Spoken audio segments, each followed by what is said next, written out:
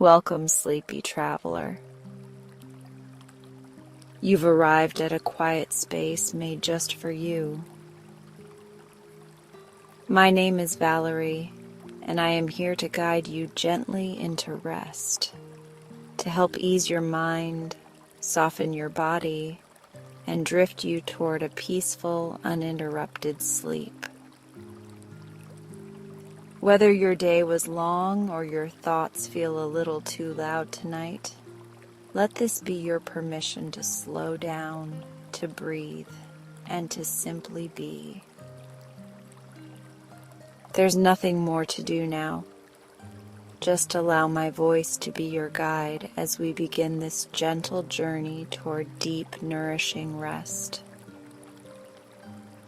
If you're new here, subscribe for sleep content like this, and like this video if you find it enjoyable.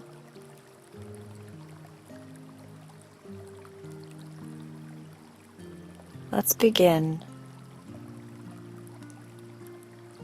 Take in a long, gentle breath and let it out slowly, as if you're releasing the weight of the entire day.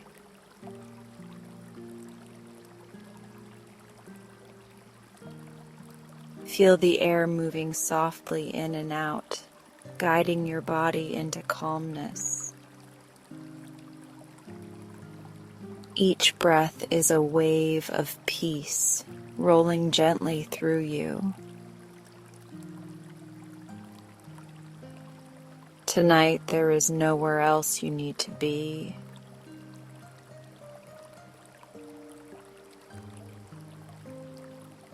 Notice the surface beneath you, holding you with complete support.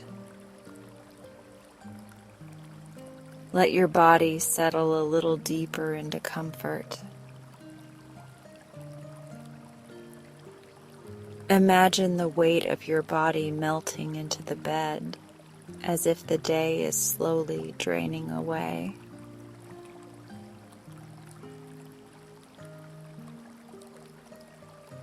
Your spine lengthening, your shoulders falling, your whole being softening into this quiet moment.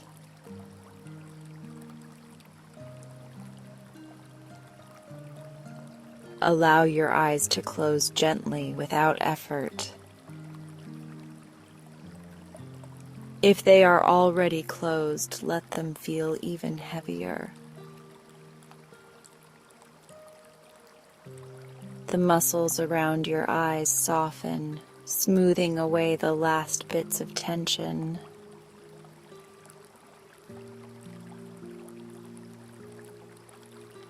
Across your forehead, across your temples.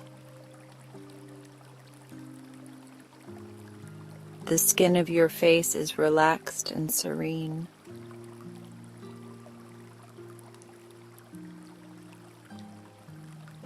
Bring your awareness to your jaw.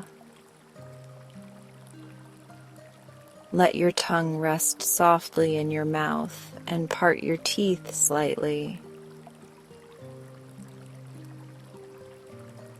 There's no need to hold or clench. Let it all release.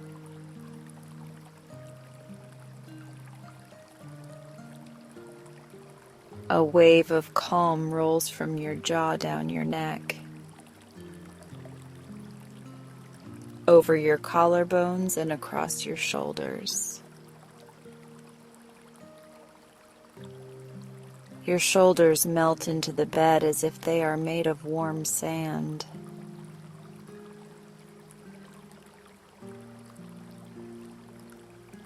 Feel your arms growing heavier. From your upper arms down to your elbows. From your forearms all the way into your hands and fingertips.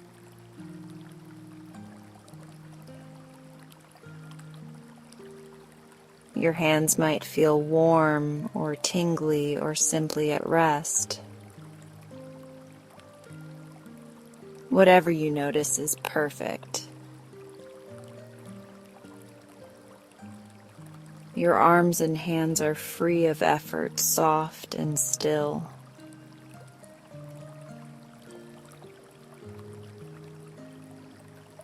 Take a slow breath in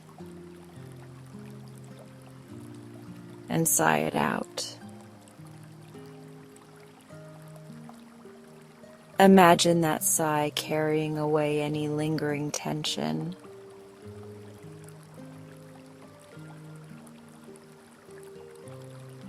Your chest and ribs gently rise and fall like the ocean. Your heart resting in its steady rhythm, unhurried and calm. With each beat, you are deeper in this moment of ease.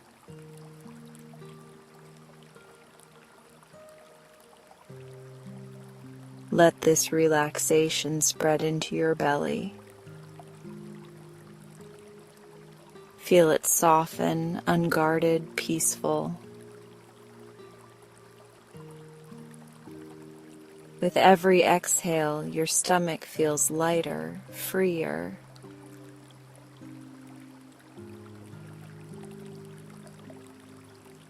Your back sinks into the bed.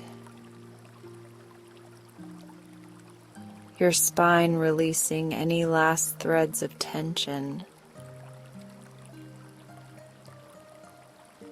Every muscle in your torso is now at rest.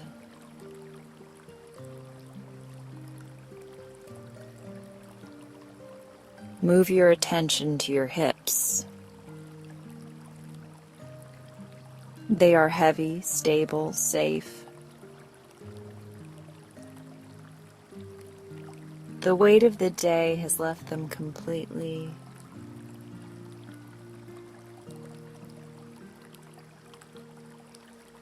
Your thighs release. Your knees loosen.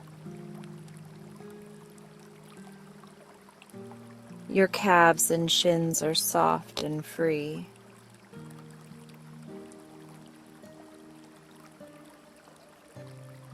Now your feet. The heels sinking. The arches softening.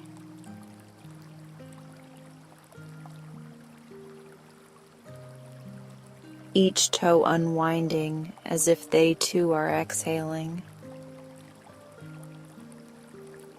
From the top of your head to the tips of your toes. Your entire body is wrapped in calm.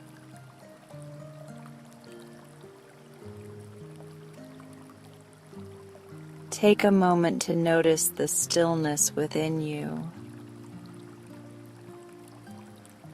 This is your sanctuary of rest. The world can wait. Tonight belongs to your peace.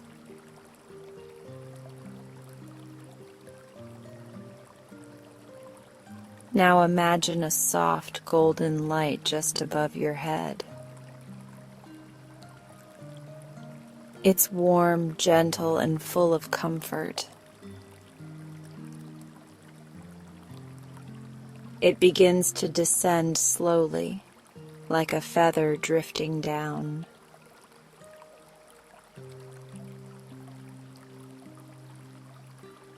As it touches the crown of your head, a wave of relaxation flows through you. The golden light spreads to your forehead, smoothing away any last hints of worry or thought.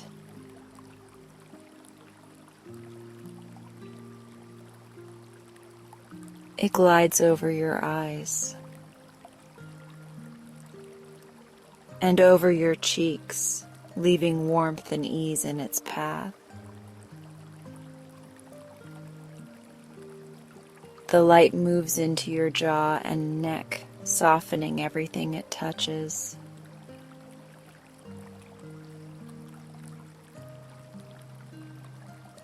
Down your shoulders, down your arms,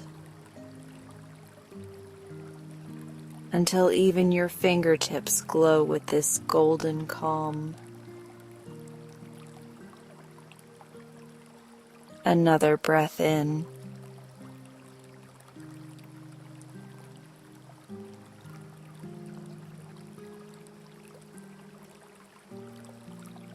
Let the golden light move across your chest, over your heart, filling it with gentle warmth. Then down to your belly, wrapping your entire middle in comfort.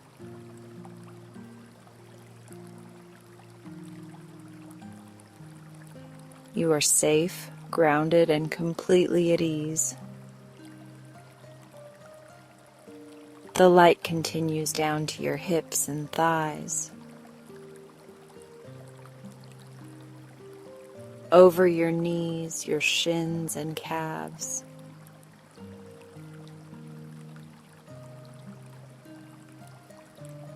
Finally reaching your feet until your whole body is wrapped in golden tranquility. You are like a lantern glowing softly in the night, full of serene energy. Now imagine yourself outside under a vast evening sky.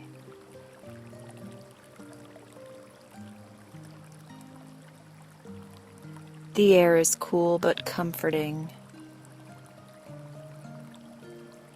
You are lying on soft grass that perfectly cushions you. Above you, the first stars begin to appear.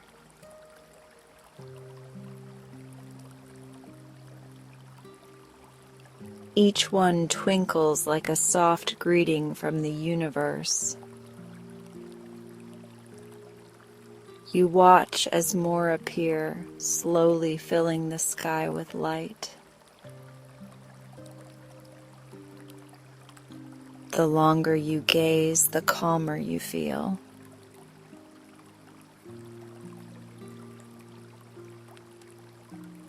The sky is wide and infinite, and tonight it is yours. Far in the distance, a crescent moon begins to rise. Its silver glow bathes the grass and the trees in a quiet, magical light.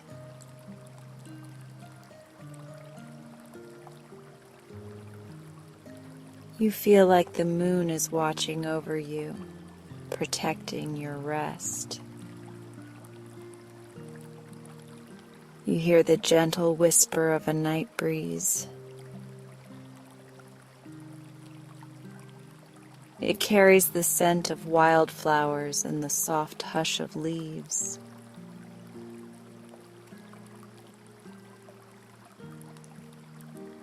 Somewhere nearby, a small stream trickles, adding to this nighttime lullaby. Nature is singing you to sleep. Your thoughts, if they appear, are like tiny boats on a river.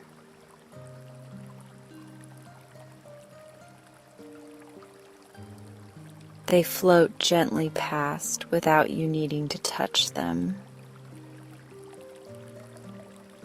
The current of calm carries them away. And you are left in perfect stillness again.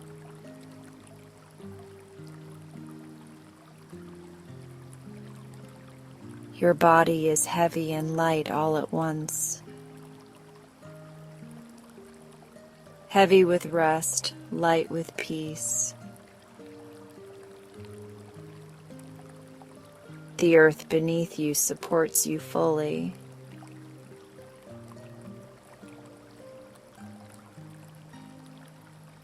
The sky above you keeps watch with a gentle, loving presence. Feel the deep contentment in this moment. You are safe.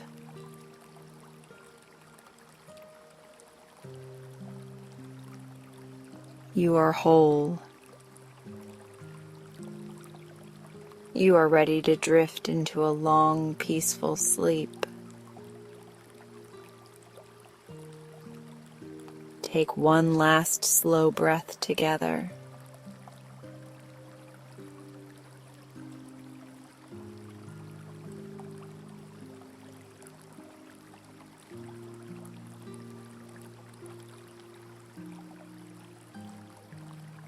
Releasing the day completely.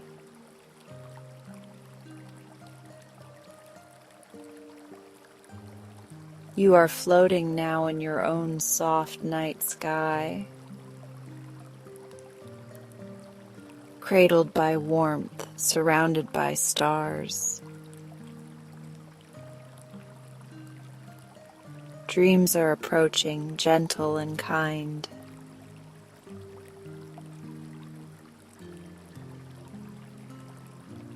Rest deeply. Sleep peacefully. And enjoy tonight's bedtime story.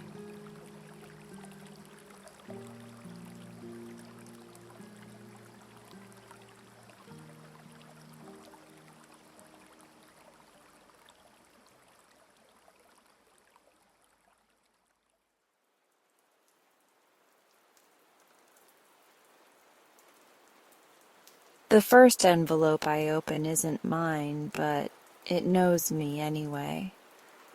It's addressed to a girl who graduated long before I was born.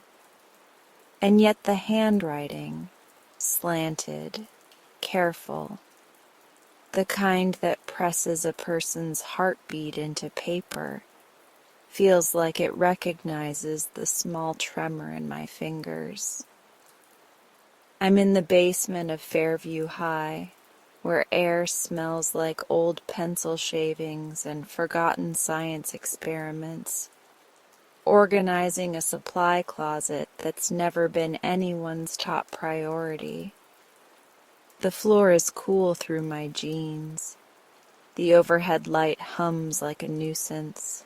Dust webs lace the corners. It's late enough that the custodians have propped open the heavy doors to air out the smell of bleach, and the hallway outside is a stripe of watery fluorescence. I wasn't supposed to be here this long, but I told myself I'd finish one shelf, then another, then the next. And the rhythm of sorting markers and wiping down plastic bins started to feel like solving a small, good problem. Then I noticed the locker. It was tucked behind two towers of stackable chairs with chrome legs, half swallowed by the shadow of a rolling whiteboard. I would have missed it if the chairs hadn't wobbled when I nudged the cart, showing me the sliver of dull blue metal and a combination dial like a closed eye. It didn't belong. It wasn't on any facilities map I'd used when I took this job as a library assistant, and it definitely wasn't on the roster Mr. Hargrove, our overworked custodian, keeps in his pocket notebook. The one that lists which keys match which squeaky cabinets. It was the kind of locker that looked like it had swallowed a secret and then tried to pretend it never had. The door was slightly ajar, and inside, envelopes. Dozens of them, some crisp as if folded yesterday. Some yellowed at the corners with age, their glue seams brittle, their stamps the wrong price for any current mail. Most were sealed.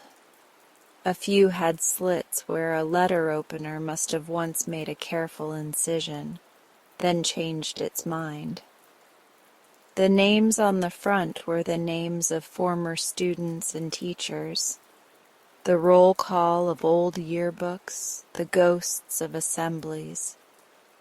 Not the famous ones with scholarships named after them, but names that sounded like whispers in the hall. Names that looked like they had laughed and then stopped.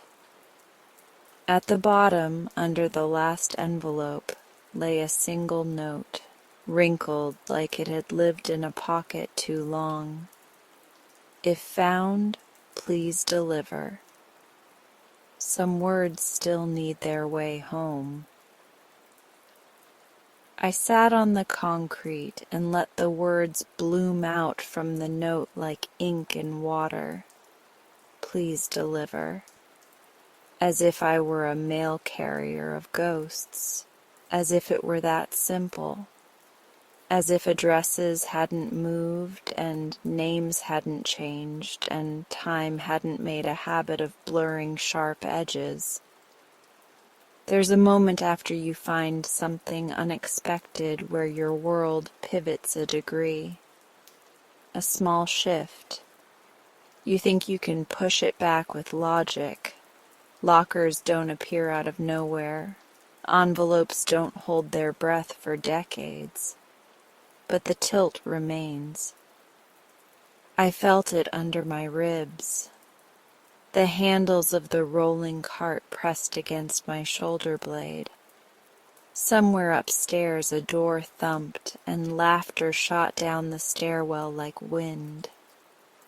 I touched the envelopes one by one, reading names in a childlike whisper to hear how they sounded in the air.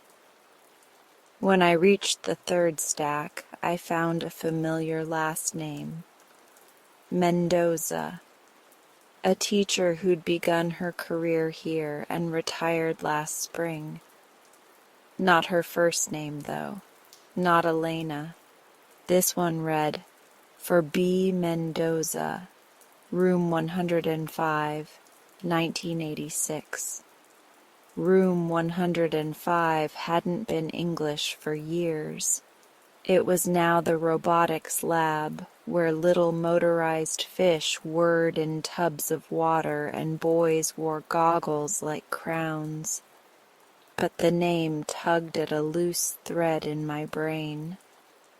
I had a half memory of shelving a yearbook last winter for a student researching the hallway mural that used to be a bulletin board that used to be something else. So I did what I always do when the world tilts. I tried to make a reasonable plan, something manageable enough not to spook me. I would take one letter upstairs, just one. I'd sit at the circulation desk, under the halo of the desk lamp that makes the magazines look decadent, and I'd see how it felt to hold a line from one time to another. That's how it starts, right? A single step, a single envelope laid on a desk like a dare. If found, please deliver. The rest of the letters sighed softly against each other when I lifted one, as if resigning themselves to wait a little longer. I closed the locker carefully, even though I didn't have a key. The door settled back into its crooked frame, and I wedged the rolling whiteboard closer, hiding it again, half afraid someone might come along and declare my discovery a fire code violation. Back upstairs, the library was a ship in a bottle, lit from within, quiet as the pause right before a song. The windows were dark. Outside, the parking lot's lone lamppost hummed at a pitch that always made me feel like I could hear electricity thinking. I set the Mendoza envelope on the felt blotter and reached for the letter opener that has a handle shaped like a quill. I didn't open it, not because I was noble, but because the idea of slicing into someone else's sealed moment made my palms sweat. Instead, I lit the tiny pumpkin spice candle I wasn't technically supposed to have, don't tell, and sat with the letter, letting questions roost in the rafters of my mind. Who had written these? Why had they never been mailed? The stamps were the kind with pine cones and flags and little bluebells, the ink feathered at the cursive turns. Had the writer planned to send them all at once and lost their nerve? Had someone meant to leave them with the office and then slipped them into this locker instead, promising themselves they'd come back when they felt braver? I flipped the envelope over and studied the back flap. On the seam was a watermark in tiny raised letters. Willow and Sons, Stationers. That name I recognized. Their old downtown shop closed the year I started high school, the kind of place where fountain pens had nests and the owner knew the thickness of paper by touch. My mother had bought my graduation announcements there, the thick cream ones with the fake gold crest I later found unbearably sincere. She loves paper the way some people love dogs. I made a note to ask her about Willow and Sons. Then I made a second note to pretend I was asking for a trivia question. Not because I'd found a locker of time capsules. I wasn't alone in this building. Mr. Hargrove was around somewhere. So was Miss Chen, the chemistry teacher, who often graded late by the vending machines and left careful offerings of paper cups on my desk that said hydrate or dihydrate. I could have sought them out. I could have shared the strange. But there's a particular kind of fragile joy in being the one to see something first. And I wanted to sit with it a little longer before everyone else's sensible opinions flattened it. Besides, the note hadn't asked for permission. It had given an instruction. If found, please deliver. The words felt like a hand at the small of my back, gentle, insistent. I opened the library computer and typed B. Mendoza Fairview High, 1986, like I wasn't about to ask the internet to excavate 4 decades. To my surprise, it squinted and offered a yearbook scan, grainy but readable. There was a faculty page with small square photos, each one a little time capsule of hair. And there, a woman with heavy bangs and a smile that probably made kids feel like they had already passed the test. Miss Beatrice Mendoza, Spanish, room 105. I looked at the envelope again. B. Mendoza, room 105, 1986. It wasn't a student letter then. It was for a teacher, addressed like an inner office memo that had never made it through the buzzy tube. Okay, I whispered, because talking to myself helps me believe I'm making good choices. Okay, Beatrice. Let's see if some words can still find you. Finding her now might be possible. She'd likely retired by the early 2000s. It felt both ridiculous and exactly right to imagine calling a stranger and saying, "Hi, I have a letter for you from 1986. But before I leapt to the present, something tugged me back to the basement, to the locker, to the moment a person decided to hide a stack of unsent words. I pinched the bridge of my nose and saw my grandfather's hands like I always do when someone has asked for a piece of the past. He used to fix watches at a little folding table in his living room, a saucer under his lamp for loose screws. "Every second is stitched to a story," he would say, his voice a low thread through the room. "We just forget the thread's still there." The envelopes were threads. The locker was a spool. And me? I was apparently the kind of person who, when asked by a stranger to deliver time, decides to roll up her sleeves. I blew out the candle, tucked the envelope into a book for safekeeping, Emily Dickinson, which felt appropriately secret, and locked up the library. As I passed the vending machines, I saw the shadow of Miss Chen's sweater draped over a chair like she had just slipped out of it. I hesitated, stared at the rectangle of light in the hallway where a door had failed to close fully, and then kept walking. I didn't want to turn this into an announcement. Not yet. Driving home, I took the long way along the river, where the lamps brighten the water in ovals and raccoons sometimes look both ways before crossing the bike path like conscientious citizens. The air had that crispness that makes evenings feel like new notebooks.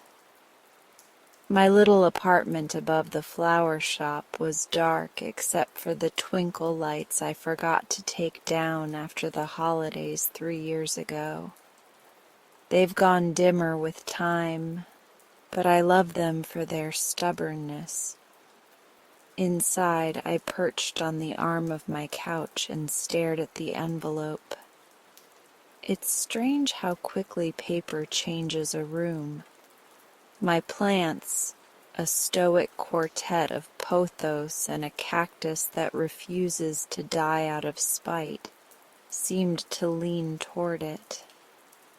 The blanket tossed over the back of the couch looked suddenly disheveled, like a teenager's haircut in a formal portrait.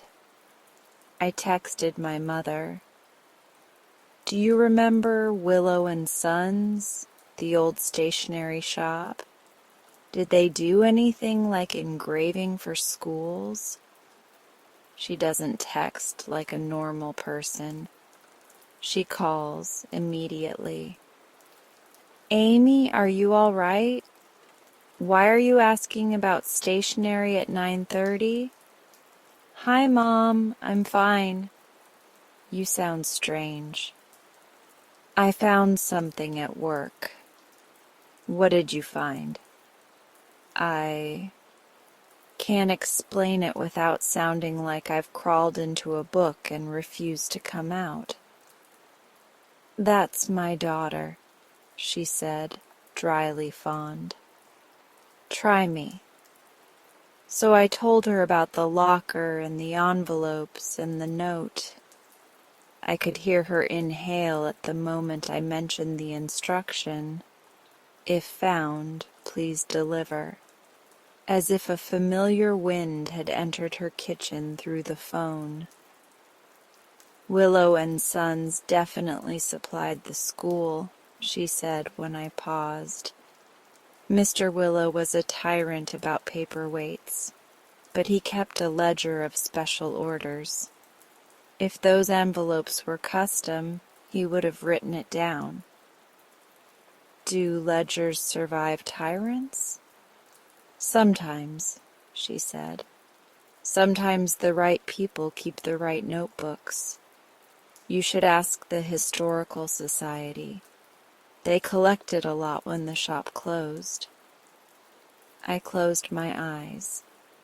In my head, the thread stitched one more second to a story. I could do that.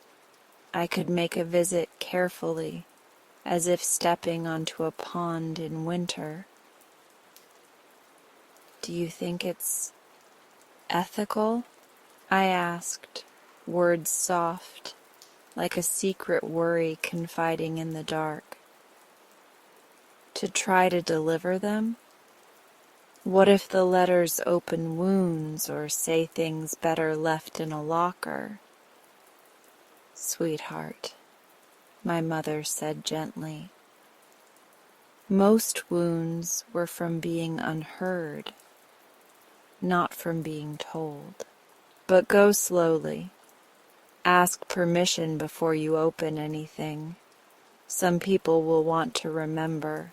Some people won't. You know how to listen. That's the real delivery. After we hung up, I sat with that. You know how to listen. I hoped that was true. I thought about the students who came to the library for more than books, for the warm quiet, for the mercy of a place where no one expects you to be louder than your own thoughts. I thought about how often I had slipped notes into pockets when I was a teenager. It gets better, you know. You're not invisible. Keep going.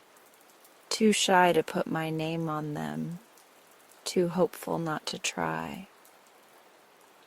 Maybe whoever hid the locker had been a listener too. Maybe the letters were a way to store the things they didn't know how to say in person. Maybe they had trusted the future to be braver for them. I made a list because lists make the shape of a path. Find Beatrice Mendoza. Address, phone, former colleagues. Visit the Historical Society. Ask about Willow and Son's ledger. Tell Mr. Hargrove about the locker. Tell him enough, not everything yet. Decide how to choose an order, oldest to newest. By urgency felt through paper. I smiled at myself for that one. By morning, the envelope felt like a hinge between two worlds. The library day arrived with its usual choreography. Freshmen struggling with printer trays, seniors pretending to read while mapping colleges onto their faces like constellations. I tucked the letter into my cardigan pocket and, during first period, took the long hallway loop under the pretense of delivering a stack of overdue notices to the office. When I passed room 105, the door was open. Robotics smelled like solder and gum. There was a photo on the wall, a history of teachers framed in a timeline from when it had been Spanish. In the photo, there she was, Beatrice, younger than my mother, fierce in that way that means a patient tenderness is being fiercely protected. I didn't go in. I stood in the doorway and said under my breath, I'm trying. Mr. Hargrove found me later by the book drop, where he likes to lean and absorb gossip by osmosis. He has eyebrows like tidy hedges and the kind of calm that makes people confess to him the locations of things they've lost. Heard you found something in the basement, he said casually, as if mentioning the weather. My heart did a small jump. Did you? Miss Chen saw you go down to the closet twice and come up with a face like you'd seen yesterday walking around in a jacket. Very poetic of her. He smiled a small, private smile. Want help moving whatever it is before someone decides to make it a reason to shut the room for 3 weeks? I considered telling him everything.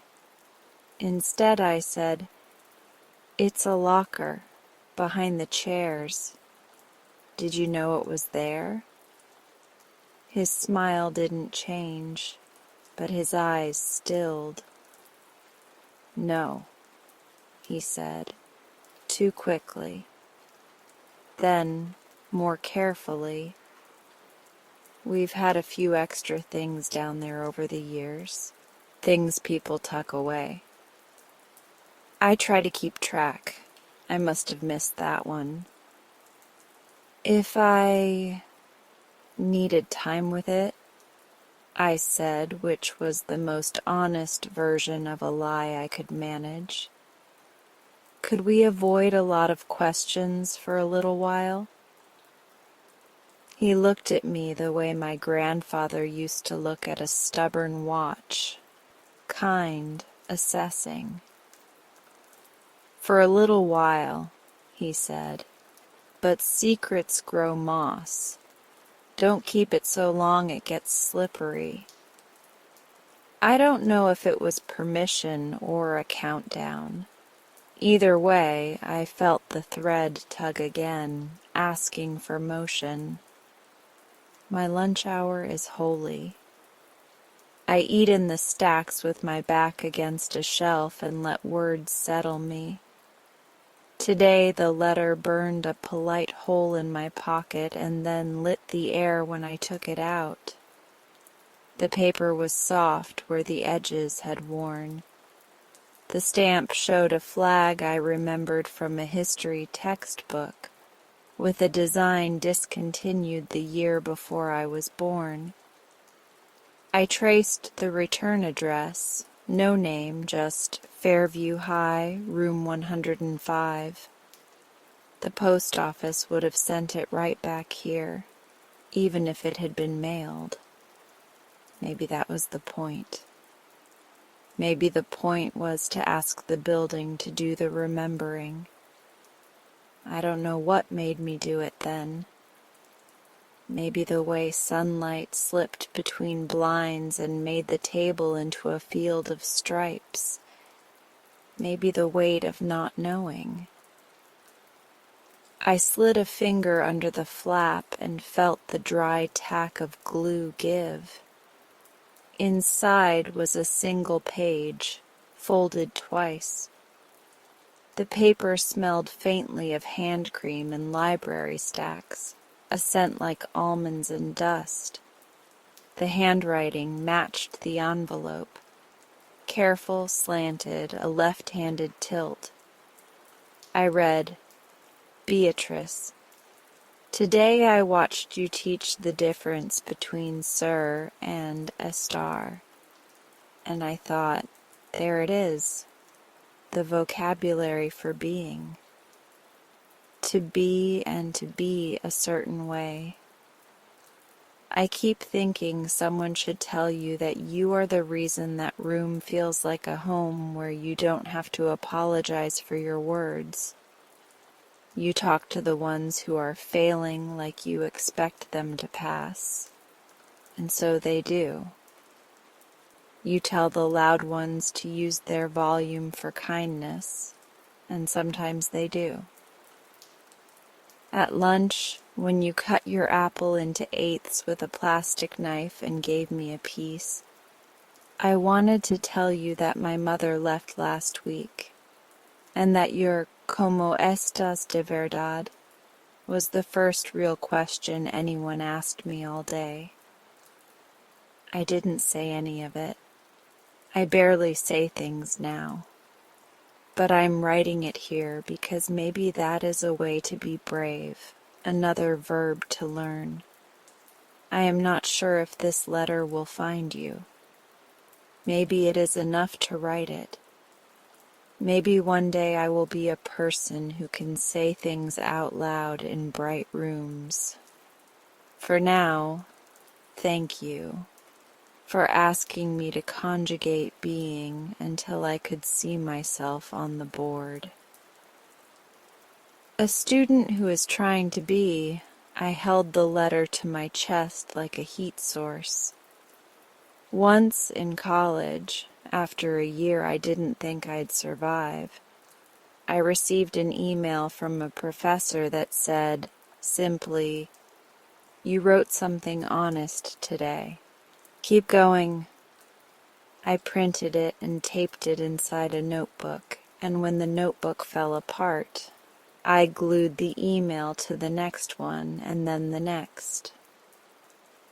I know what it is to have words that catch you before you fall all the way down. I imagined Beatrice receiving this letter in 1986, and I imagined it being slid under her door like a gift. I imagined the student sitting at a desk, tongue between teeth, writing ser and estar over and over, and practicing the shape of their own being on paper. Some words still need their way home, the note had said. Okay, I said aloud into the quiet library. Okay then, we'll try.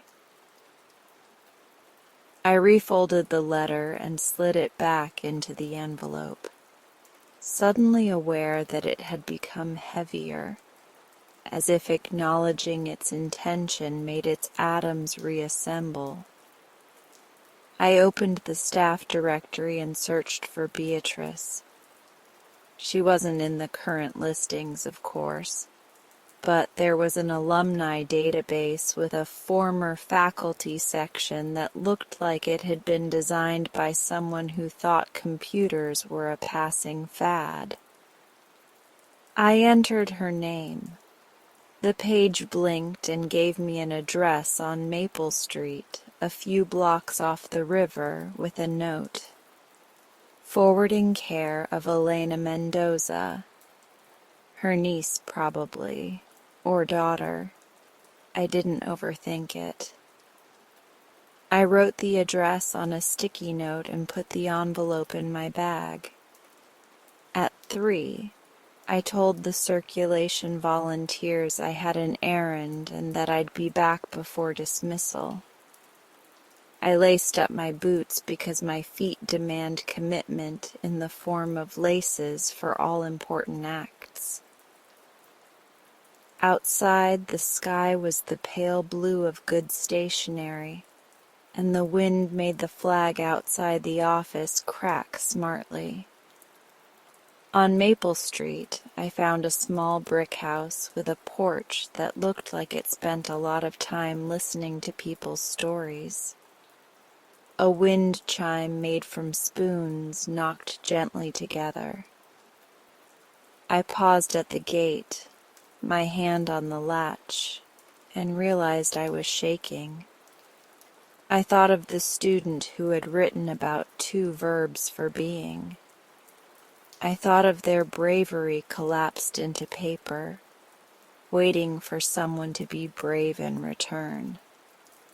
Then I thought of my grandfather. Every second is stitched to a story.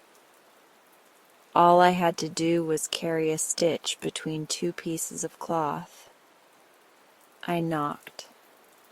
The door opened to a woman with soft gray hair and eyes like the underside of clouds.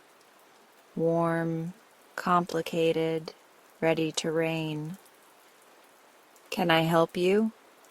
she asked in a voice that made me want to sit and tell her everything I'd ever done wrong. "Hi," I said. "My name is Amy. I work at Fairview High."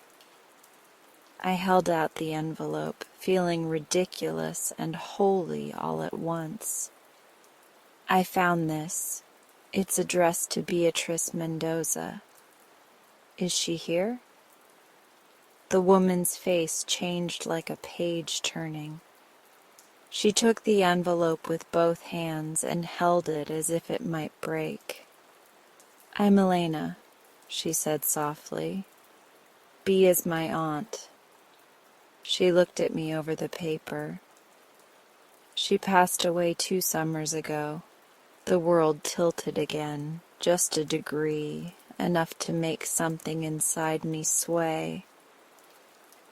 I'm so sorry, I said. The words felt thin, insufficient. I found a locker in the basement with letters. They weren't sent. There was a note that said to deliver them. I hoped.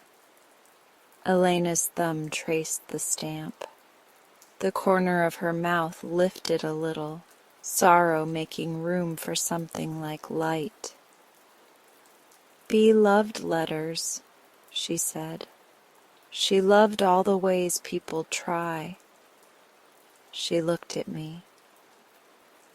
Would you like to come in? She led me to a living room lined with books and plants reaching for each other across shelves. On the mantel was a photograph of Beatrice in a sun hat, mid-laugh, holding a tiny dog who seemed surprised by the joy. Elena sat and held the envelope to her chest for a moment before opening it with a delicacy that made me think she'd performed a similar ritual many times before, with letters from doctors, from old friends, from the unknowable future.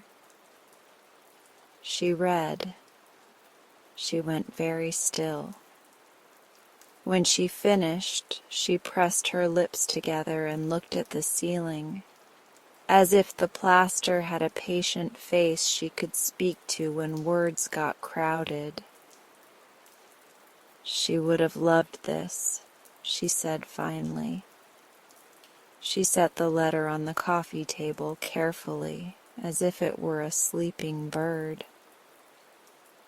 She would have wanted to send something back. I didn't realize I'd been holding my breath until it left me in a rush.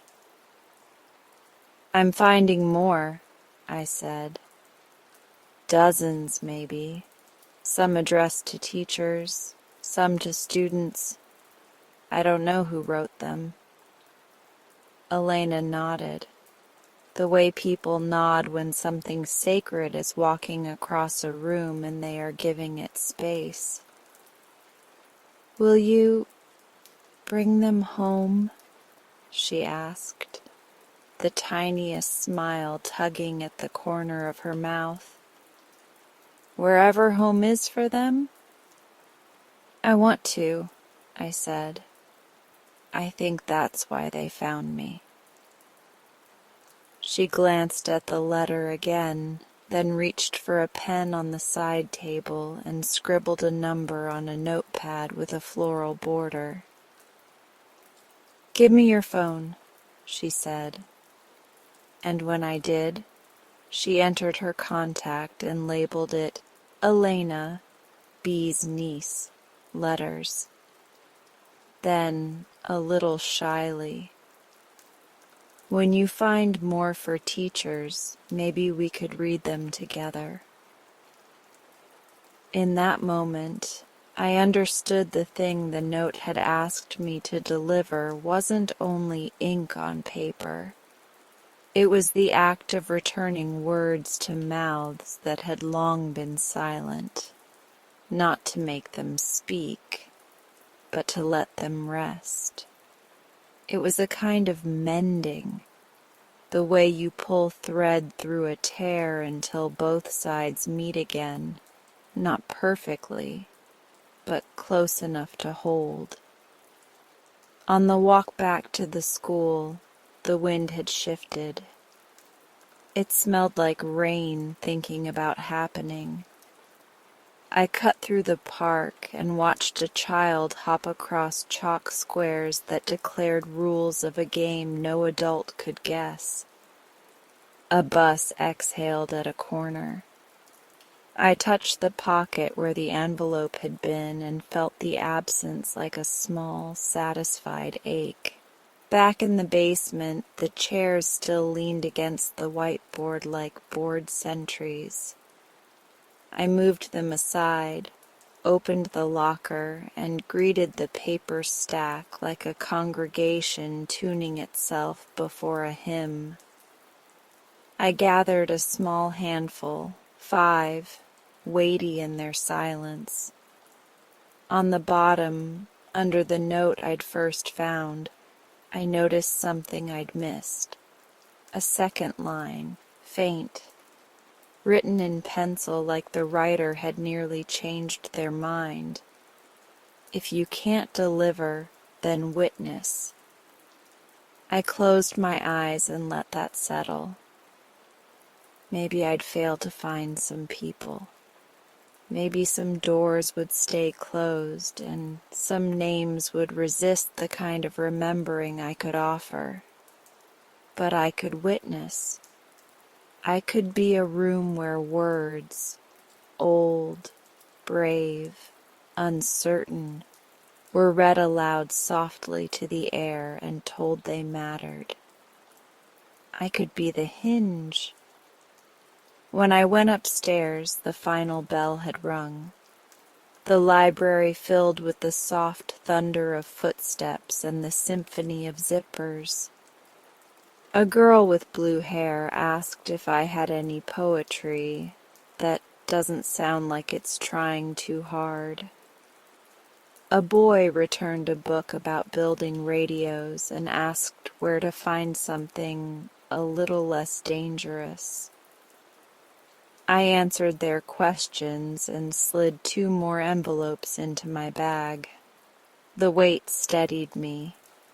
Before I locked up for the night, I took out the little plastic letters we used to change the sign by the door. I popped off quiet hours 4-6 and spelled, with probably too much feeling, a new line that made me smile because if anyone asked, I could pretend it was about overdue notices. Words find their way. Then I turned off the lights, the room going blue, and promised myself that tomorrow I'd visit the Historical Society, and the day after I'd call a number from a database and say the strangest, truest sentence I might ever say. Hi. I think I have a letter for you from the version of you who needed to write it a long time ago. On the way out, I paused in the stairwell and listened to the building breathe. Somewhere, above or below, a clock ticked calmly, stitching second onto second. I put my palm against the cool cinder block wall and imagined that long-ago student, writing carefully, being brave in ink. The world had tilted, yes, but the floor was steady under my feet. If found, please deliver, the note had said. I smiled into the quiet and answered back. I'm here. The doorbell rings in my pocket before I ever touch the door. Not a real bell, just my heart, urgent and certain as if some small, old-fashioned mechanism inside me has finally found the rope it was meant to tug. I'm standing on the stoop of a narrow brick house with a cracked concrete step and a doormat that declares, "History happened here" in fading navy letters. The late afternoon air tastes like cold pennies and leaves. I can still turn around. I can still tuck the envelope back into my bag and tell myself I'm a librarian, not a courier for the past. but the letter addressed to Mr. Lionel Hayes has settled in my palm like a warm bird, and when I slide a finger along the seal, the paper hums against my skin in a way that makes me think of my grandfather's watch springs. There are some days when the world asks you to act like a hinge. I was not expecting this to be one of them. I knock. A moment later, I hear a slow shuffle, a bolt drawn, and the door opens to a man with neat white hair, an ironed cardigan, and eyes the exact color of old slate roofs. That deep, weathered gray that absorbs stories instead of reflecting them. He blinks, taking me in, then looks down at the envelope in my hand. "Can I help you?" he asks, voice careful, a little formal, like a sentence diagrammed years ago and still proud of its structure. "Hi, This is going to sound strange." My breath fogs and disappears. "My name is Amy. I work at Fairview High. I found an old locker in the basement with a stack of letters that were never mailed. One of them is addressed to you." I hold it out as if it is both dangerous and holy. "I thought, if it's okay, I could bring it." He doesn't reach for it. He looks at me the way a person looks at the horizon when they're not sure if a storm is coming. A muscle in his cheek jumps once, then settles. "Fairview," he repeats softly, like a town you haven't visited in decades but still dream about. His fingers, veined and steady, lift toward the envelope. "I taught there a long time." "So I learned," I say gently. "Mr. Hayes?" He nods. When he finally takes the letter, he cradles it in both hands, the way Elena did with Beatrice's, the way you hold a small animal or news. "Would you like to come in?" he asks, stepping aside. And there it is again, that polite old-school cadence that makes me feel 12 and certain I'm about to be given a grand tour of something that matters. His house smells like lemon oil and old books. A narrow hall opens into a living room crowded with photographs in frames that don't match but all know each other somehow. Kids at science fairs, a debate team holding homemade trophies, a gaggle of teenagers in leather jackets, arms slung around each other, a black and white shot of a younger Lionel standing on the front steps of the school, chalk dust visible on his elbow, squinting into sunlight like he's about to make the bell ring by willpower alone.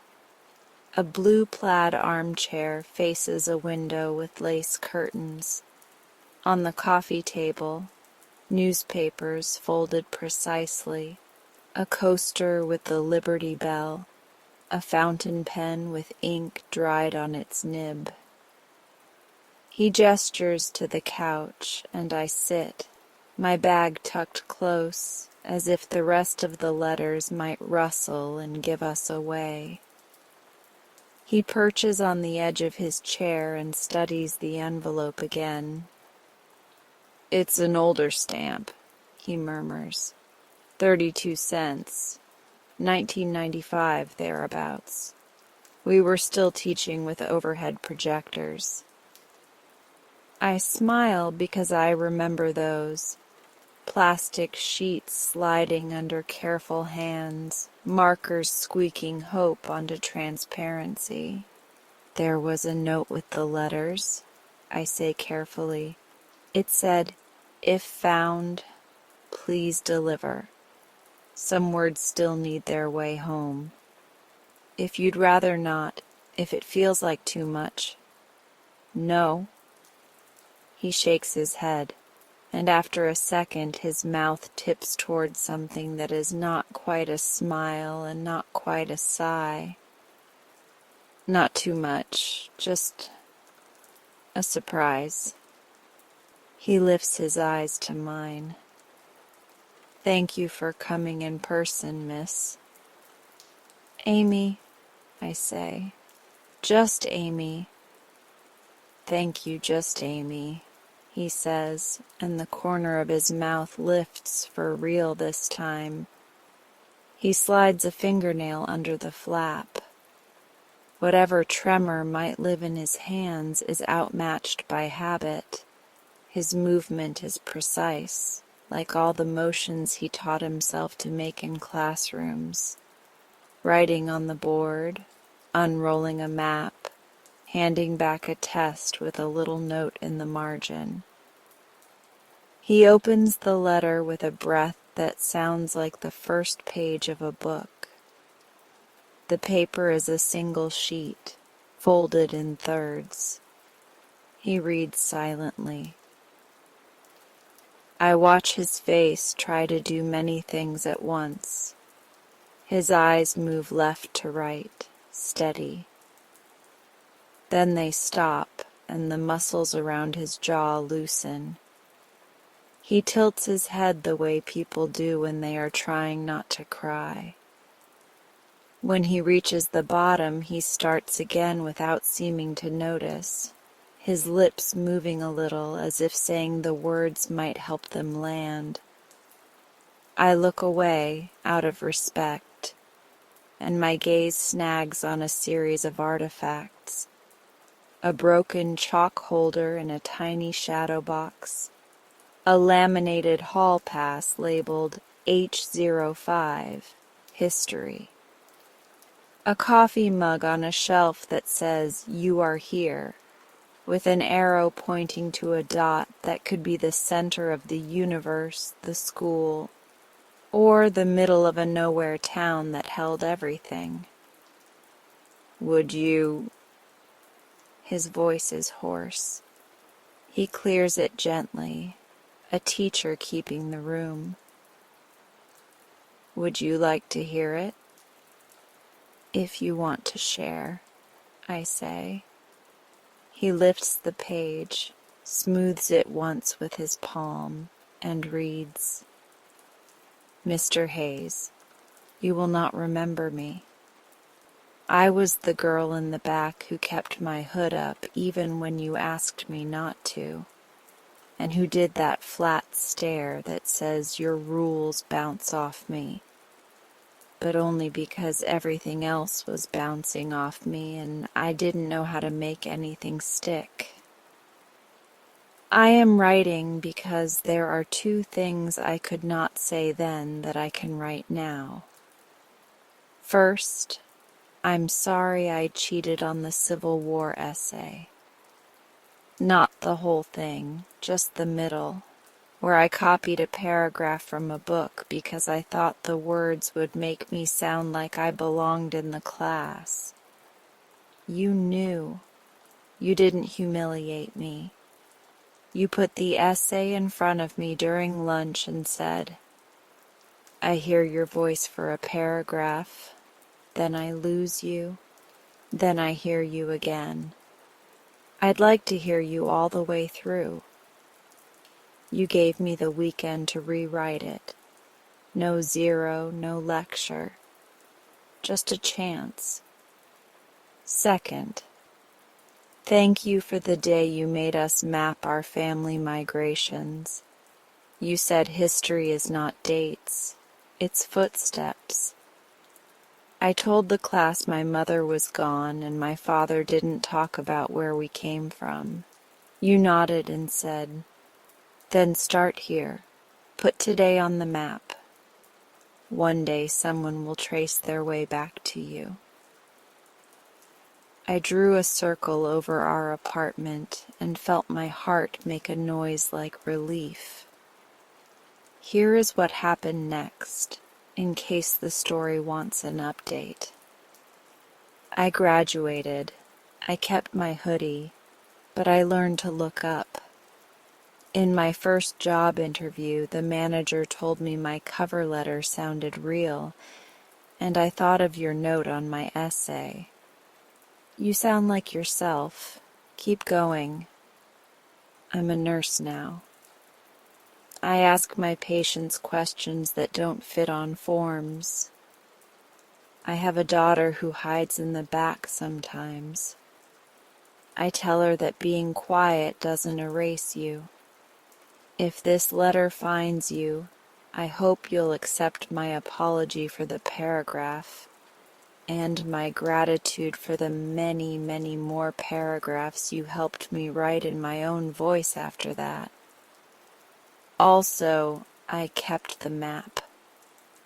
It reminds me that where I'm from sometimes means where I decided to stand. Kendra, 3rd period, 1995. When he finishes, his hands are shaking in a way that makes the paper shiver. He doesn't try to hide it. He presses the page to his chest as if one steadying pulse can lend another. Kendra, he says softly, and in his mouth the name sounds like a small bell rung in a church with a leaky roof. Humble, bright. Kendra with the constellation hoodie. She always drew stars on the margins.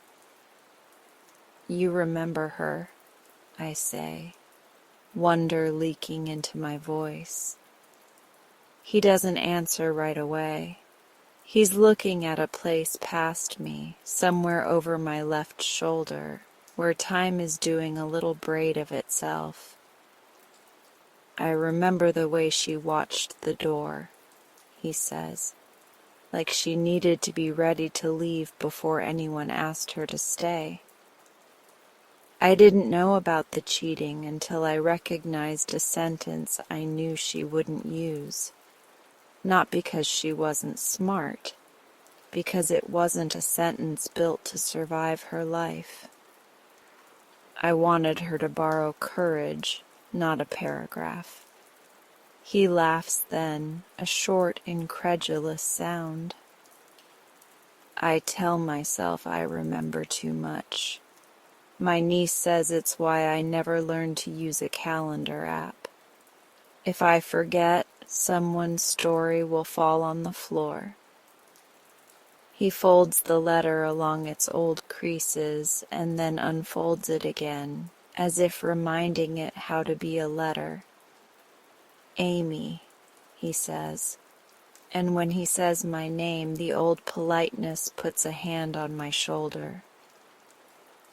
Do you know how long I have wished that our work, teacher's work, did something more than disappear into the next bell? I think you suspected it didn't, I say, but proof is different. He grins outright then, a sudden boyish flash that must have taken classrooms by surprise for decades. Proof, he repeats happily. Look at me, a historian drunk on a primary source. We both laugh, and just like that, the room shifts from sacred hush to a kind of warm human kitchen table. He stands. Tea? He asks. Or coffee that has been waiting half the day for its second life? Tea would be lovely, I say, and he disappears into a small galley kitchen, rattling mugs and humming what I think might be the battle hymn of the Republic, which is on the nose and somehow perfect. I stand and drift toward the bookshelf. There's a carefully labeled box, notes to keep. Inside, bundles of cards bound with twine. I don't read them.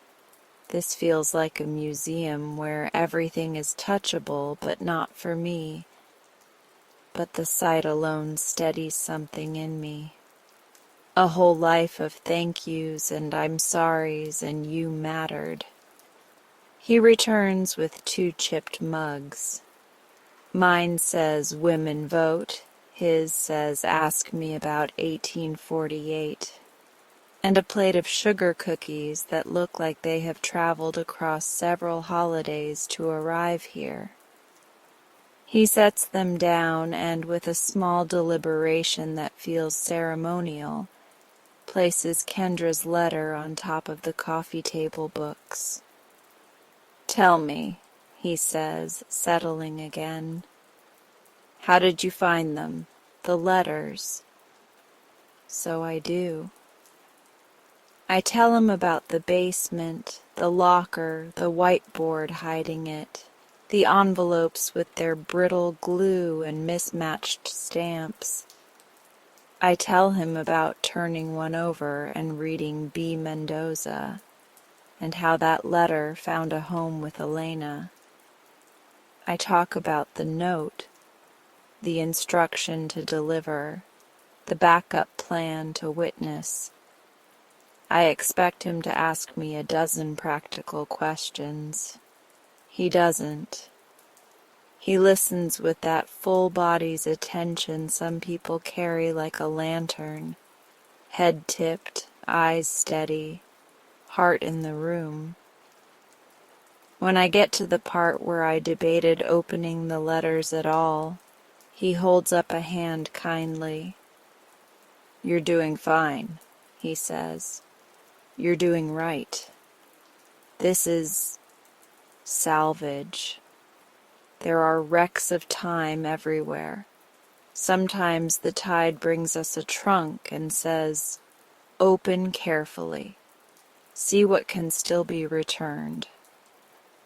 "Do you think the person who hid the locker was a teacher?" I ask. "A student? The handwriting on the envelopes looks like the same hand." He leans back, considering. "Could have been a secretary," he says, and his face softens on the word like it's a medal. "The ones who kept the school actually running, or a student who worked in the office, someone who knew the currents of people and paper." He taps the edge of the letter with a fingernail. "Someone who believed in the postal service of the heart." We sit with that for a moment, drinking tea that tastes faintly of oranges. Outside, a car hushes past. Somewhere a dog barks, corrected immediately by another dog who thinks of himself as a neighbor with authority. Mr. Hayes drums a thoughtful rhythm on his knee. "Kendra," he says softly. "Forgive me, I'm going to say her name too many times tonight. It's a way of sending a light out. Maybe it finds her." "Do you want me to try?" I ask before I can overthink it. "To find her, I mean. Sometimes the alumni database has..." He shakes his head, a gentle refusal.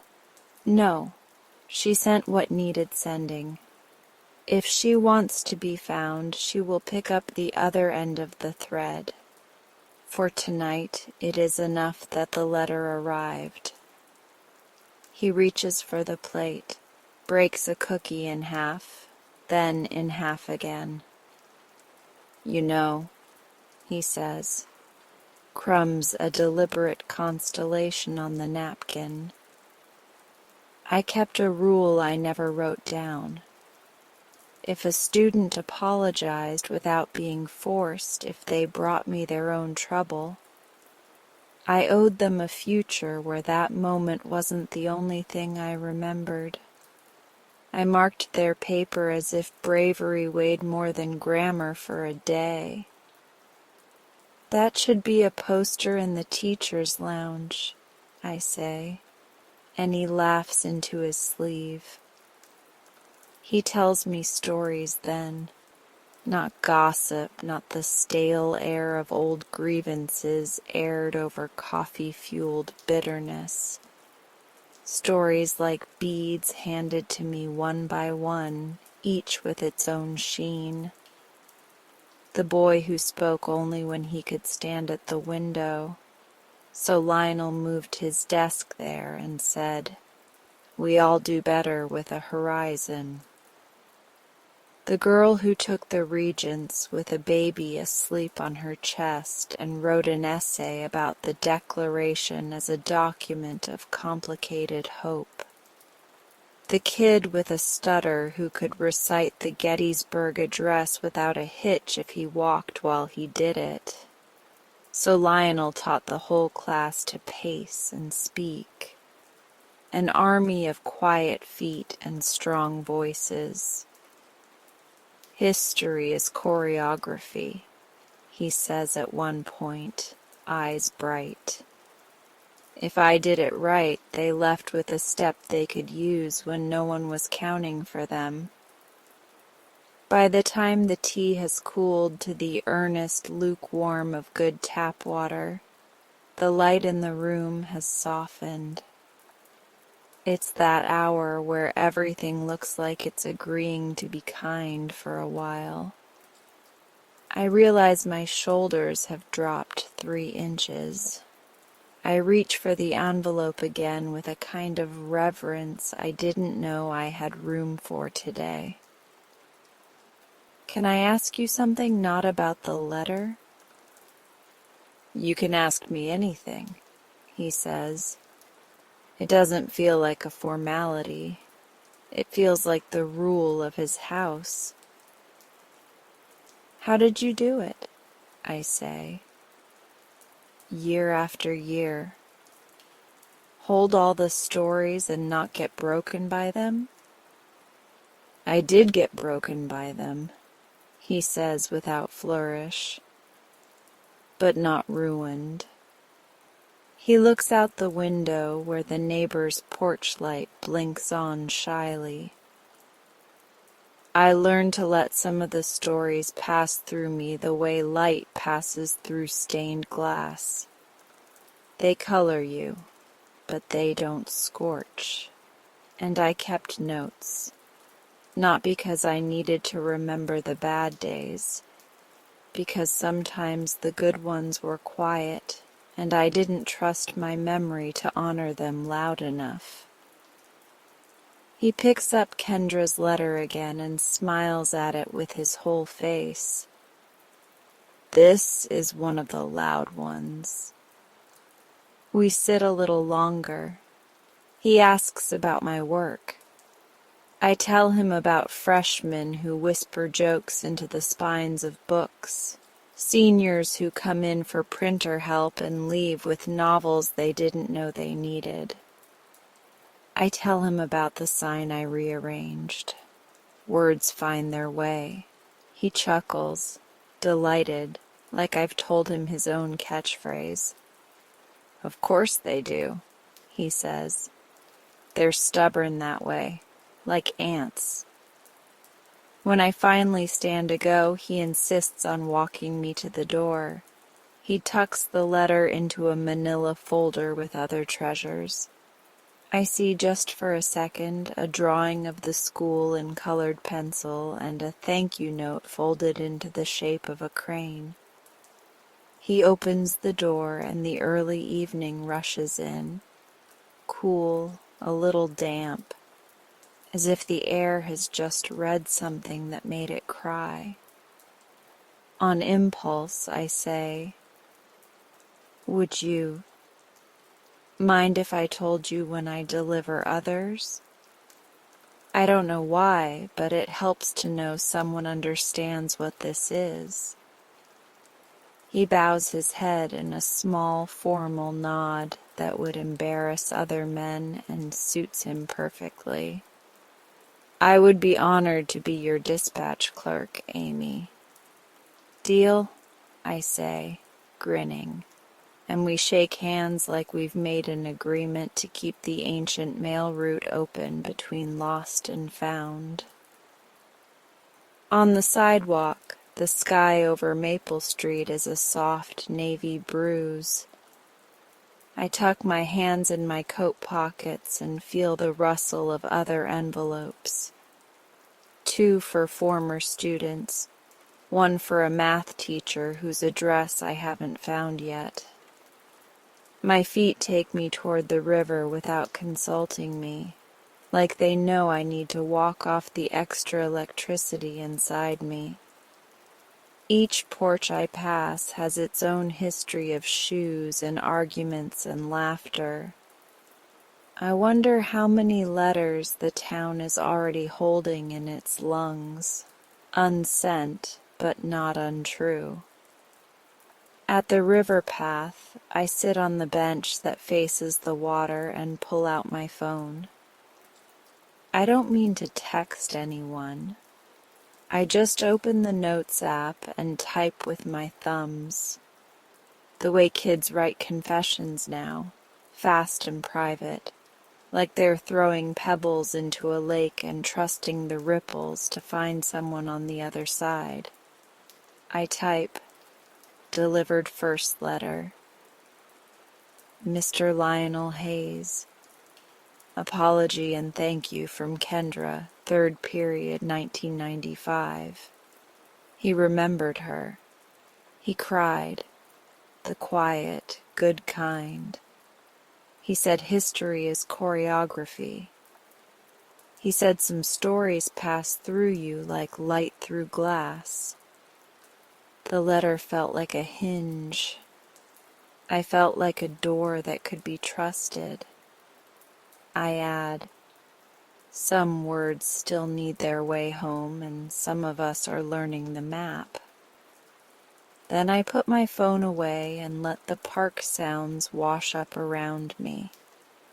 A jogger's breath, the distant scrape of a skateboard, the slap of the river against its own sides as if clapping gently for something we can't see. I think about how I hesitated this morning, how I stood in the school basement with the locker door open, the envelopes asleep in their stack, and told myself I could opt out, that I could leave well enough alone, or not wanting to get involved, or fear of doing it wrong. I think about the second line on the note, written faintly in pencil. If you can't deliver, then witness. I realize, sitting there under a sky about to do stars, that witnessing is a kind of delivery too, creating a room where someone can read a letter and be held by silence long enough to hear themselves. Watching as a man who taught a town to pace its steps reads the words a scared girl couldn't say until she learned to speak to herself in ink, carrying the look on his face like a lantern as I walk home in the dim. My phone buzzes. A text from an unknown number. This is Elena, B's niece. Letters. Any news? Also, I found an old yearbook with staff addresses from the 90s. Might help. I smile into the dark. I type back. Delivered the first one today. It was everything. And yes, the addresses would help so much. Thank you. Another buzz. From a number labeled Mr. Hargrove, because of course he has a way of acquiring contact info without anyone noticing.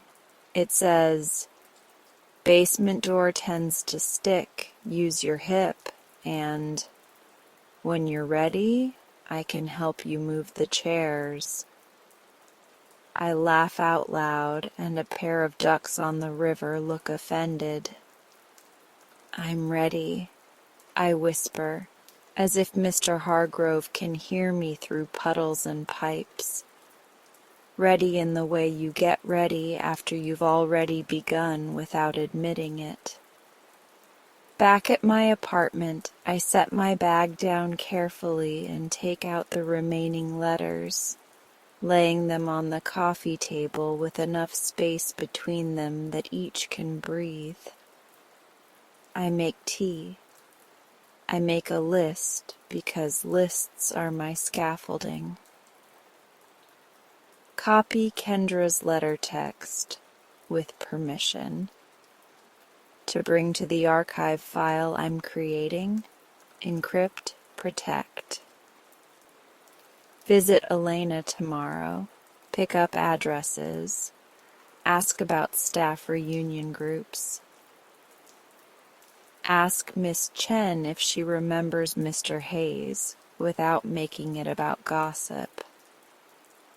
Try to find the math teacher, H. Larkin, H. Lawton, check yearbook. Draft a policy for myself. Get consent before sharing. Don't force delivery. Accept witness when delivery fails. Buy more envelopes to rehouse delicate ones. Also, cookies, teachers, and grief-like cookies. I open my laptop and create a folder. Letters, delivery, and witness. I type an entry for today, letting details anchor the memory. Tea tasted like oranges. House smelled like lemon oil. Picture of Mr. Hayes with chalk dust on his elbow. I give the entry a tag my brain likes. Arrived. It is late when I stumble into bed, but sleep doesn't come right away. My ceiling has tiny hairline cracks that look like maps when I'm in the mood. Tonight they look like the faint routes of migrating birds. I think of Kendra, 28 years later, somewhere in the world where nurses lean their bodies around sorrow without getting crushed. I think of her daughter, drawing stars on the margins. I think of Mr. Hayes folding the letter once more and placing it in his box of notes to keep, which is really a box of notes that kept me. In that drowsy slope between awake and gone, I hear my mother's voice from last night. You know how to listen. That's the real delivery. I want to argue that I'm not always good at it, that my listening has borders and my courage is a skittish animal that likes to bolt at loud noises. But the day doesn't care what I think of myself. It sends me a small epiphany instead, wrapped in the paper of fatigue. Closure isn't a door slamming or a lock clicking. It's the hush in a room after a truth lands. It's the way a letter trembles in an old man's hands and then steadies. It's the way history stops being a far country and becomes a map you can fold and carry. The next morning I wake to a text from a number labeled L. Hayes that says, "Good morning, dispatch. If you are comfortable, may I make a suggestion?" There is a Mrs. Dalloway, yes, that's really her name, in the yellow house on Spruce, who taught English with me.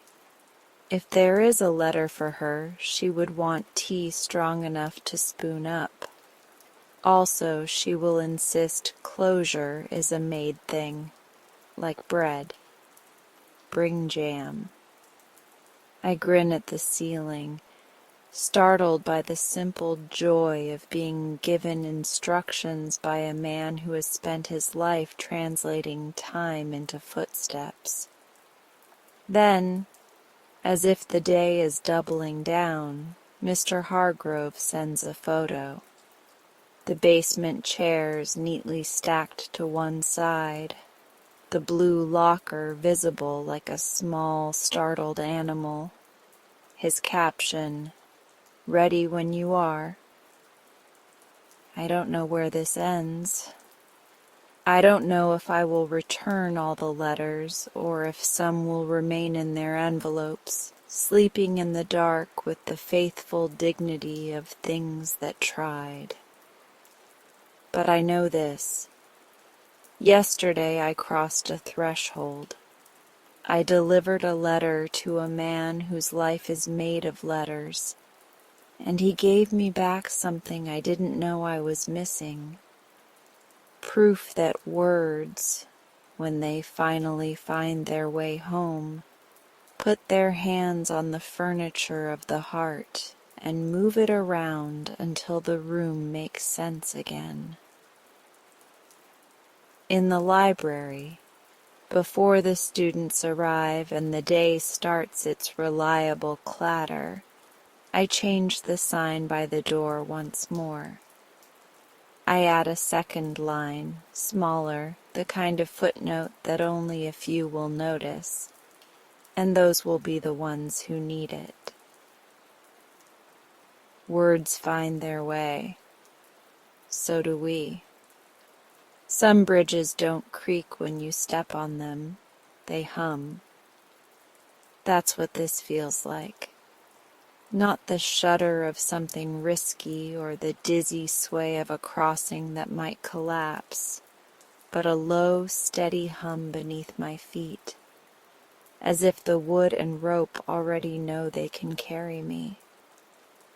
Paper bridges, I think. Each letter I deliver lays down a plank, a span across the water between one life and another. I didn't mean to make it a rule, but after Lionel Hayes it became obvious. One letter a week.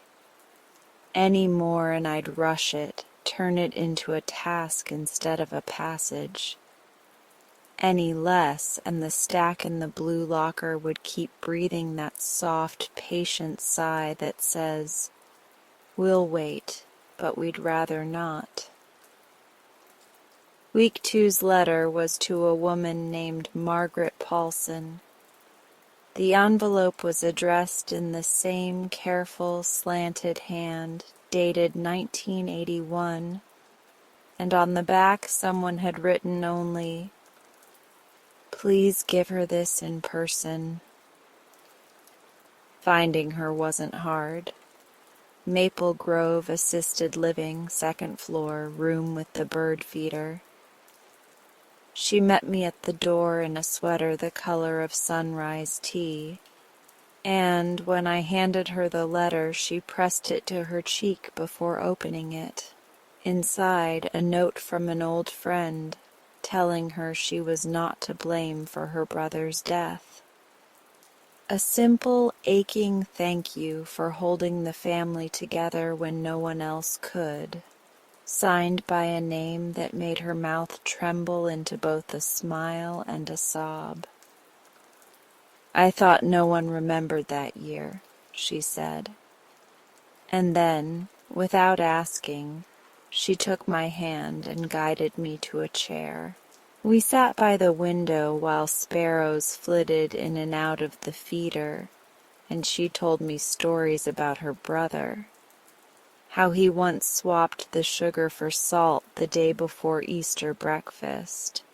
How he played the trumpet so loud the dog learned to hide before he even opened the case. She called me dear as I left, and the bridge hummed under my feet all the way back to the car. Week 3's letter went to a man named Harold Klein, though the envelope was addressed to Harry, the kind of name you only use if you know the middle school version of someone. His hair had gone the white of chalk dust, but his voice was bright when he read the note aloud to me, an apology from a boy who had been his best friend until a fight over a baseball game split them apart. I carried that for 50 years, Harry said, his thumb rubbing the paper like it could smooth out the time. Turns out it wasn't as heavy as I thought. It just needed setting down. I walked away thinking about how forgiveness might be the lightest thing in the world, but only after you hand it over. By the 4th week, the letters weren't the only thing moving. I was talking more. To the people I delivered to, yes, but also to Tom, our school's janitor, who had a way of showing up just when I needed a pair of hands or a sliver of information. Tom's the kind of man you'd trust to hold a baby or carry a fragile cake down a flight of stairs. He has a quiet humor that works like a hinge, small movement, big swing. One afternoon, when I was wedging myself into the narrow gap behind the chairs to get to the blue locker, he appeared with a crowbar. "Thought you might want this," he said, leaning it casually against the wall. I laughed. "You think I'm breaking in?" "I think you're breaking through," he said, and when I tilted my head at him, he shrugged. "You've got that look, the one people get when they're digging up something old." We ended up sitting on the dusty basement floor for half an hour, talking about the origins of the locker. He didn't remember seeing it moved in during his 20 years here, but he had a theory. Old custodial crew in the 80s were tight with the office staff. If someone wanted to stash something where it wouldn't be tossed, they could have done it. Could be a retired secretary's time capsule. Could be some kid's last ditch at saying things they couldn't in person. I told him about Lionel Hayes, about Margaret, about Harry. He listened like he was saving the details in his pocket. "Sounds like more than mail," he said finally. "Sounds like you're delivering repairs." That stuck with me. Repairs. And maybe it was his words that pushed me to pick up my journal again. I hadn't touched it since the end of my marriage. Back then, it had been a place to set down the sharp edges before they cut me open. But after the divorce, even opening it felt like stepping into a room where all the furniture had been moved. Nothing fit anymore. The night after talking to Tom, I dug it out from the bottom drawer of my desk. The cover was soft from years of being carried in bags, and the first blank page felt more like an invitation than I expected. I didn't write about the divorce, not yet. I wrote about Margaret's bird feeder and Harry's laugh and Lionel's hand smoothing a letter like it was silk. I wrote about Tom's crowbar and the word repairs. I wrote about how each delivery felt like placing a candle in a dark window and waiting to see if someone lit theirs in return. Week 5's letter was harder, addressed to Ellen, my sister's best friend, with no last name. It took a week of phone calls, an afternoon at the Historical Society, and a lucky conversation with the town librarian before I found her. She was wary at first, standing in her doorway with one hand on the knob. But when she opened the letter and saw the name at the bottom, her friend who had died in a car accident, she leaned against the frame and closed her eyes. She blamed me, Ellen whispered, for inviting her to that party, for not stopping her from leaving. I stayed with her on the porch while she read the whole thing. Her friend had written that she didn't blame Ellen, that she wanted her to live as if nothing was her fault because it wasn't. Ellen laughed once, sharply, then cried in a way that made me look away and watch the wind move the laundry on her line. When I left, she hugged me like we'd known each other for years. After that, my journal entries grew longer. I wasn't just writing about the people in the letters. I was writing about the people around them, the invisible hands holding up the bridges. Tom, who asked if I needed help moving boxes and then found excuses to linger, telling me stories about the school from before my time. Elena, who texted me potential matches for names she recognized in the staff list. Mr. Hargrove, who never asked too many questions but always knew when I was heading to the basement, unlocking the door before I reached it. Somewhere in the middle of this, I realized I was talking about my own life again. Not in the loud, confessional way I'd once tried, but in the slow, unspooling way you talk to someone who won't turn away. Tom became that person without either of us declaring it. We'd sit in the break room after hours, him with coffee, me with tea, and I'd find myself telling him small truths. How I'd stopped hosting Thanksgiving after the divorce because setting the table for fewer people hurt too much. How I used to write letters to my younger self, and how the habit had withered when I couldn't imagine a self ahead worth writing to. He didn't fill the silences with fixes. He just listened, his hands loose around his mug. "You're building your own bridge," he said one night, and it didn't sound like advice or encouragement. It sounded like observation. And maybe he's right. The more letters I deliver, the more I feel the planks under my own feet getting sturdier.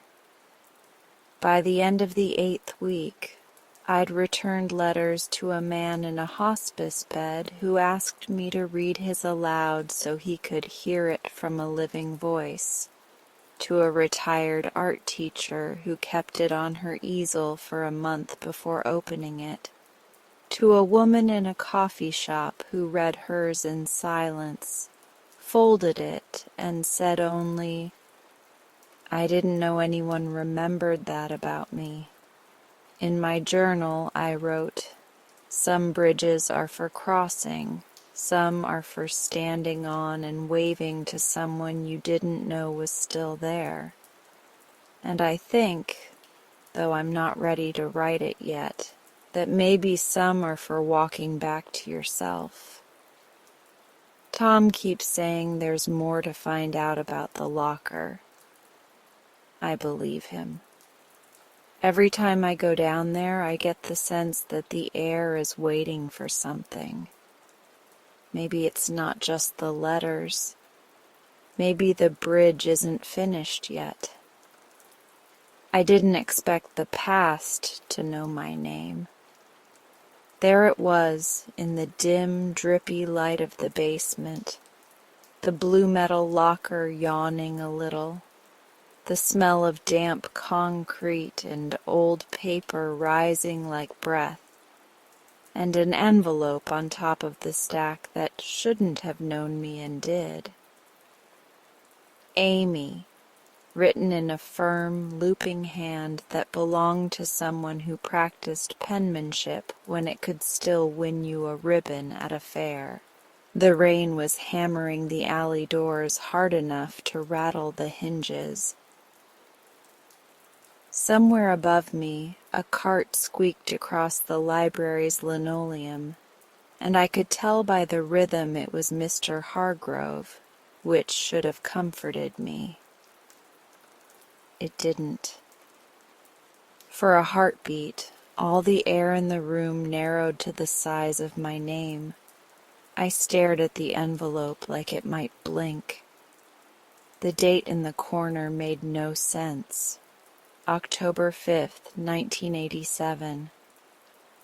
"Okay," I whispered, and even my whisper sounded unconvinced.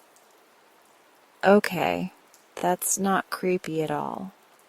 My hands did the thing they do when I get bad news or good news. They went very calm. I slid my finger under the flap. The glue gave with that papery sigh I've come to love. Inside, a single sheet, cream stock gone soft with years, and at the top, in the same careful script, to a future teacher who might need reminding that her work matters. I read it standing there, rain drumming its own code overhead, the fluorescent tube light buzzing as if translating. I read it once silently, and then again with my lips moving, the way I read to myself when I'm beyond pretending I'm not listening for something I need. Dear future teacher, you don't know me, and that's the point. I won't know you either, but I believe in you, and I believe in the long, patient work of hands we will never shake. There will be days your throat feels full of pebbles and your patience tastes like paper. There will be a year that cracks you like ice and shows you what's underneath, and you will worry there's not much there worth saving. Keep going. You are not a lighthouse only on clear nights. There will be a child who thinks he is a problem. Hand him a sentence he can finish and mean. There will be a girl who waits by the door. Show her where to stand so she can see the whole room and still breathe. There will be a quiet one who writes a line so true you feel the floor tilt. Tell her. It matters when you tell her.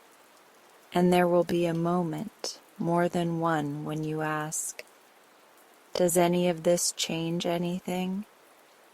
I am writing to say yes. It changes everything. Not because you will be thanked, but because you will be there. If these words find you, take them as permission to rest for the length of a cup of tea, and then return to the small, brave work. It counts. Miss Lively, room 207, Fairview High. I kept breathing because I had to. I sat down on the paint-chipped stool like my knees had been unstrung. My eyes did that embarrassed burn I get when tenderness sneaks up on me. The signature at the bottom held, it didn't blur. Miss Lively, room 207. I knew the name.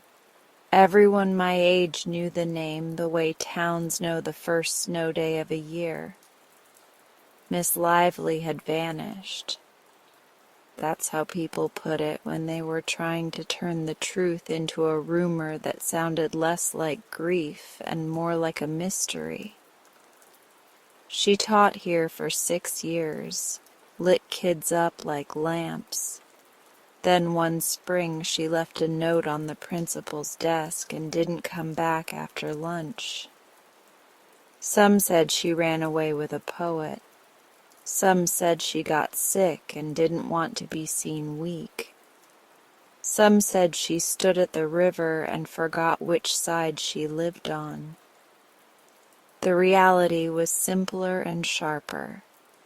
Her mother fell, then fell again, and a slow illness turned their little apartment into a hospice. By the time the school pieced it together, another teacher had taken room 207, and the mail slot by the office had stopped catching envelopes addressed in that looping hand. I hadn't thought about her in years. I hadn't thought about her until this letter that shouldn't have existed knew exactly where to land. "Who put this here?" I asked the air, as if the room might tell me. "And who were you writing to, Miss Lively, if you didn't know my name?"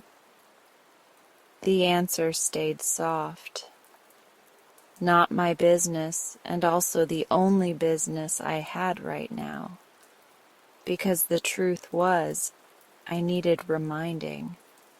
I needed it more than I'd admitted to anyone, even to Tom in those late afternoon break room talks that have started to feel like someone opening a window I forgot was painted shut. Delivering letters every week had steadied me.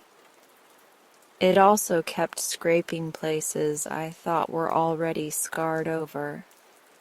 The more I walked up to doors and put hope in people's hands, the more a mean little voice at the back of my brain liked to whisper, "Who do you think you are?" I am not a teacher in the way the word appears on payrolls. I am a librarian assistant with a desk lamp and a sign that says, "Quiet Hours."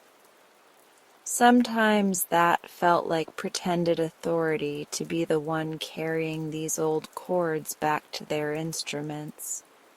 And because the rain makes me honest, I'd been running on low lately. The week before, I'd delivered a letter to a man who didn't open it.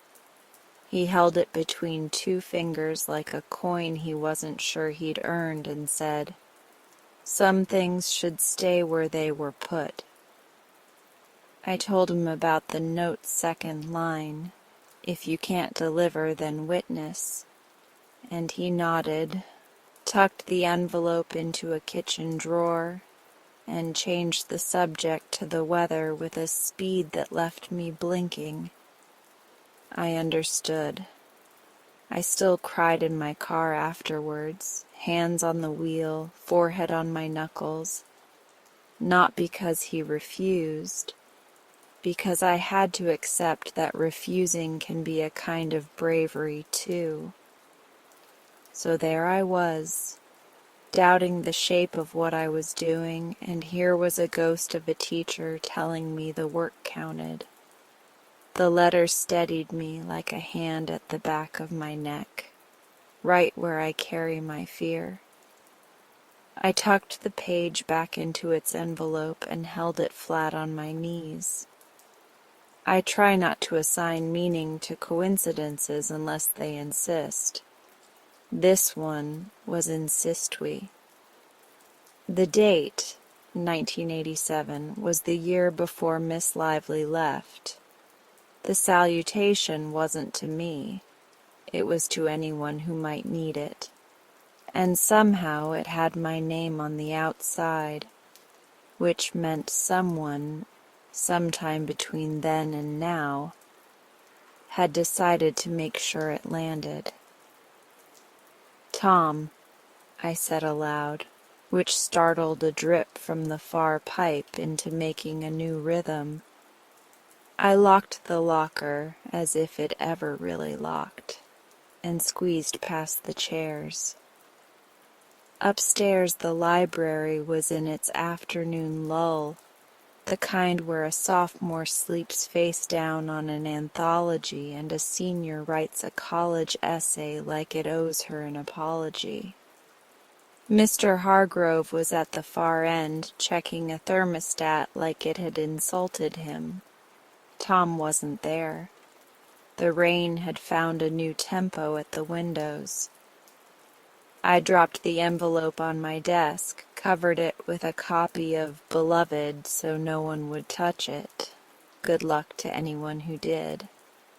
And texted Tom. Me, in basement. Found something I need you to not laugh at. Tom. Can't promise. I'm heading your way. The roof's being dramatic.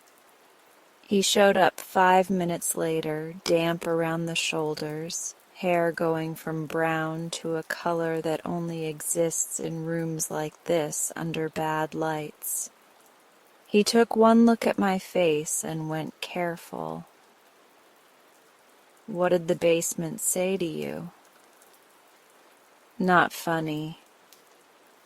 I pulled the envelope from under Toni Morrison and handed it to him. Look. He turned it over, reading my name. His eyebrows did that up and inward move that I suspect is family trait.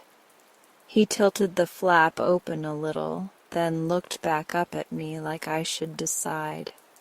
I nodded. He slid the letter out and read it, lips moving, eyes soft. When he finished, he took a step back and sat on the nearest table like his knees were renegotiating terms. Huh, he said, then again, smaller. Huh. I know, I said. Believe me, I know. It's good work, he said, tapping the letter. The words used like a level placed on a beam to see if it holds. And the part where it says you're not a lighthouse only on clear nights? That's the sort of sentence that makes grown men behave and teenagers roll their eyes so hard they fall in love. I laughed, then bit the inside of my cheek because tears do not need that much encouragement in my face. You think this was waiting for me or anyone? Both, he said. Some words are addressed to one person when they land and to everyone who ever needed them when they lift. He lifted the paper between 2 fingers. Do you know Miss Lively's story? Enough to feel like I missed something by being born late, I said, and told him what I knew. Room 207. The way her students still cite metaphors she planted in their heads. The rumors, the truth we think is truer. Tom rubbed a thumb along the edge of the page, not enough to bend it. I was a freshman when she left, he said, surprising me. New in town. My mom had just taken the night shift at the hospital. I was bad at reading schedules, worse at lunch tables. I had Miss Lively for 1 week because my schedule was messed up. She asked everybody to bring in an object from home and write about its history. I brought a key that didn't fit any door in our new apartment. I wrote about how it might fit the old house if it could find a way back. She circled one sentence and wrote, "You'll find which door you belong to. Carry the key anyway." He smiled, not at me but at the memory, as if it had just done him a favor. We all thought she left because she couldn't stand us. Turns out she left because she loved someone in a way that made room. I wanted to hug him for that. I didn't. I put my hand flat on the desk instead. How did it get my name on it? Tom's mouth did a sideways thinking. The office staff back then, Lydia, Barb, they were matchmakers for souls. You told Lydia you wanted to be a teacher when you were 14, and she'd mark it on your permanent record with a red pen and a smiley face. This letter, maybe it was in a pile, unaddressed. Maybe someone wrote Amy years later because it looked like something you'd need. Or, and I'm not ruling this out, maybe the locker is a little haunted and knows how to spell. I snorted. Ghosts with codependent tendencies? Or excellent boundaries, he said. They stayed quiet until you needed them. He set the letter down as if it could bruise and looked me over the way he looks at a ladder before climbing it. You all right? Yes, I said, and surprised myself with how true it sounded. More than. I was wobbling. It's been a week. You've been carrying a lot of other people's echoes, he said. Even good sound gets heavy. We both looked at the rain chasing itself down the glass. I felt steadier than I had all day.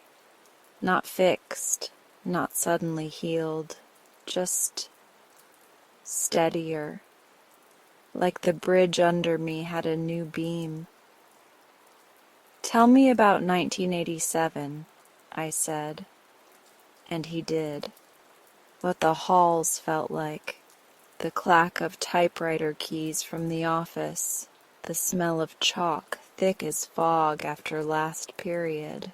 He told me how the custodians then, Frank, Dice, short for DiCenzo, used to keep a radio down here on the lowest volume so that if you stood very still in the basement you could hear baseball games like a heartbeat. Dice had a thing about lockers, Tom said. He thought they were little theaters. He'd clean them like they were stages. If somebody asked him to tuck away a box with respect, he'd do it and ask nobody any questions. We looked at the blue locker, and I saw it the way he said. A little stage. A place where letters could wait with dignity for their entrance cue. Do you think Miss Lively put it here? I asked, and my voice had that tiny tremor hope gives it. Maybe, he said. Or maybe someone who loved her did. Maybe she wrote a handful of letters for a handful of days to come when somebody like you would open this door. He headed to the stairs. The roof had a leak with his name on it. At the top step, he paused. You going to keep it? He asked. The letter, I mean. I think I'm going to copy it, I said slowly. And then I'm going to put the original back in the locker with a note on top for whoever finds it next. For the teacher or almost teacher who needs this next. I touched the page. It feels borrowed. He smiled that hinge smile that opens rooms. Good call. Borrowed things know how to find more than one home. After he left, I made tea strong enough to tide me over the floodgates in my face and sat at my desk with my journal. I glued a photocopy of the letter to a fresh page, then wrote beneath it in my own slanted, less beautiful hand. I am not a lighthouse only on clear nights. Saying it in ink made something inside me align with something outside me, like a map suddenly matching the territory. The rest of the afternoon moved like rain, constant, useful. A girl with a cracked umbrella asked for a book, about love that doesn't make you stupid. I gave her Elizabeth Bishop and a novel about a woman who designs bridges. A boy returned a book about grief very quietly and said, "I didn't know it had a name." I wrote it on a sticky note for him twice, the name of what he was feeling and the name of the book so he could say both out loud in his room later. On my break, I called the Historical Society and asked if they had any records on Miss Lively, any photos, staff newsletters. "We've got a box that says faculty, Miskey, inspiration and gossip," Mrs. Kloss said, delighted. "Come dig." When the day ended and the building fanned out into the wet pale of early evening, I tucked the letter back into its envelope and took it downstairs. The basement smelled like a cellar that had hosted sensible secrets since 1953. I set the envelope on top of the stack and slid a sticky note inside the locker door. Original of "To a Future Teacher." "Please return this here after you read it, or when you don't need to keep it on your fridge anymore. It's making rounds."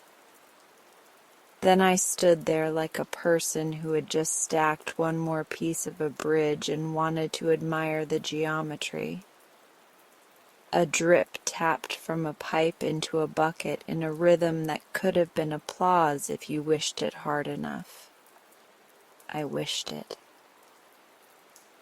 Back upstairs, I found an email from Elena, B's niece. Letters. Subject line, "Guess who?" The body held a photo of a staff Christmas party from 1985. Miss Lively was in the center, holding a paper crown above someone's head.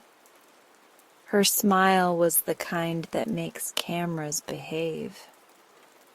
In the background, a custodian I didn't know yet was laughing at something just off frame. In the corner of the photo, on a table, I could see a stack of envelopes and a stamp pad. I forwarded the photo to Tom with no commentary. His reply came fast. "Dice." Me. "Dice?" Tom, the custodian, the one who thought lockers were theaters. He retired the year I started. He lives on Cedar Street in a house with a porch swing and too many tomato plants. You want to ask him about the locker? Me. Tomorrow? Tom. I'll bring cookies. He respects baked goods. I stared at the screen a long moment, the blue-white computer light making my hands look like paper. The letter in my pocket warmed my leg. I thought of all the not knowing in this story I'd wandered into and how each week, each delivery, turned a piece of not knowing into a story we could hold. At home that night, the rain gentled itself against my windows like it had remembered its inside voice. I made pasta and ate it standing up because some days that's what eating looks like. Then, because I am trying to be a person who doesn't let the journal gather dust anymore, I sat on my couch with my knees under a blanket and wrote. I wrote about the letter and how it landed exactly where it should. I wrote about the way my name on the envelope made it feel like I'd been chosen, and how the salutation told me I'd only been chosen to carry, not to own. I wrote about the day I told my ex we had to stop trying, and how I'd thought then that I had used up my allotment of bravery for the decade. I wrote about the girl in the library today who wanted love without stupidity, and how I want that for myself too, but with less snark and more soup. Somewhere between all that and a grocery list that wanted bread, bananas, and courage, I left the last one in as a joke to myself. I realized something I hadn't been able to say since the divorce. I miss being part of a we. Not a marriage specifically. A we that is made of work. A we that is made of showing up and then showing up again. The letters had become a we, whether I meant them to or not. Me in the past, me and Tom, me and Elena and Mr. Hargrove and Lionel and Margaret and Harry. Me and the person who had slid this letter into the locker all those years ago, believing it would find the right hands. I closed the journal and held it to my chest the way Lionel had held Kendra's letter, the binding pressing gently against my sternum. I felt steadier again, then silly for tallying steady like a weather report. The next day, Tom and I stood on a porch that smelled like tomatoes and furniture polish. Dice answered the door in suspenders and a shirt he'd pressed himself. His hair was cloud white, his eyes coin keen. When we told him about the locker, he didn't look surprised so much as satisfied, the way people look when a plan they made in their head finally meets the world. "Ah," he said, stepping aside. "The theater. Come in." His living room was a museum of humble tools displayed like they'd won awards. Brooms with their spines straight, a dustpan with a ribbon around its handle, a photograph of the school's front doors taken at dusk when they looked like they were considering telling you a secret. On his mantel, a small wooden box carved with a lily. We sat. He poured us lemonade that tasted like he had learned it from someone who took sugar seriously. When I told him about the envelopes and the note, "If found, please deliver," his eyes watered in a way my grandfather's used to when he held a repaired watch to his ear. "Lydia wrote that," he said. "Had to be. Same way she wrote field trip permission slips and birthday banners. She kept a drawer labeled, 'When they're ready.' Kids would leave notes in there they weren't ready to give. Teachers, too. Letters for future versions of people. Sometimes she mailed them, sometimes she didn't. When she retired, she told me to put the drawer where time could do what it does best. I found an old locker in storage, off the books, which is exactly as it sounds. And I set it up in your closet down there. I liked the idea that the letters would be near mops. Mops know what it means to make a path walkable again. I sat with that, my throat doing that pebble thing. "Did you write Amy on one of them?" He smiled. "No, that wasn't mine, but I'm not shocked. Lydia believed in naming things. She used to say names are how we bend light toward each other." He looked at me over his glass. "You're bending light, Miss Amy, you know that?" My face warmed. "I'm just delivering repairs," Tom supplied, and when I shot him a look, he kept his eyes on his lemonade like he hadn't just told the truth out loud. Dice nodded. "That's work the world always needs more of." He pointed a finger at me, gentle but insistent.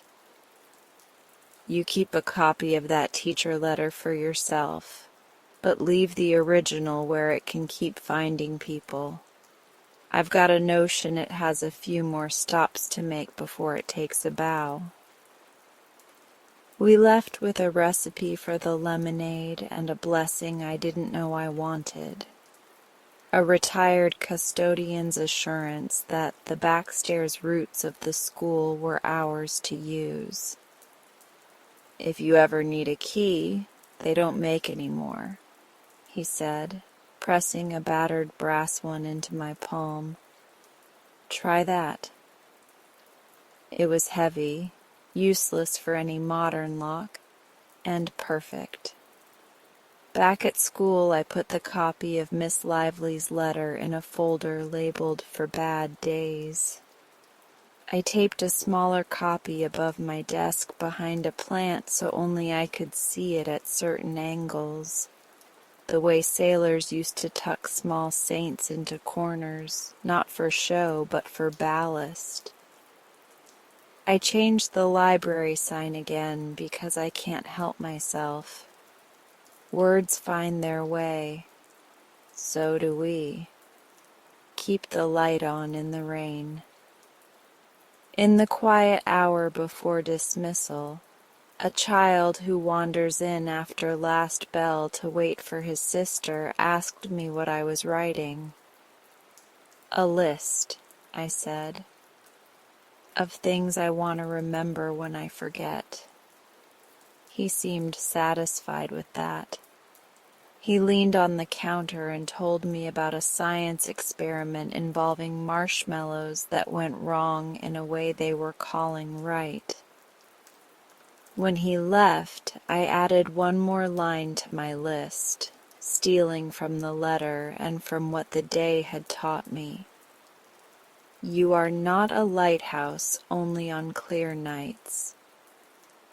That evening I wrote a letter of my own. Not to anyone, to the person the work will need me to be next week. I used the good paper my mother buys on sale and gives me like medicine. I wrote about the quiet boy who returns his books on time without ever making eye contact, and how I want to hand him a sentence he can finish and mean. I wrote about the girl by the door and how I'd like to show her a spot where she can see the room and still breathe. I wrote about Tom's hinge smile and Dice's theater of lockers and Elena's photos.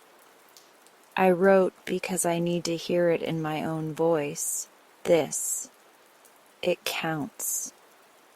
I sealed it and put it not in the locker, yet, but in my own drawer labeled pens, which has never once held only pens. I'll deliver it when I need it. Or I'll leave it for the next someone who pulls open a drawer and finds a little courage folded in thirds. Dated the day rain steadied them.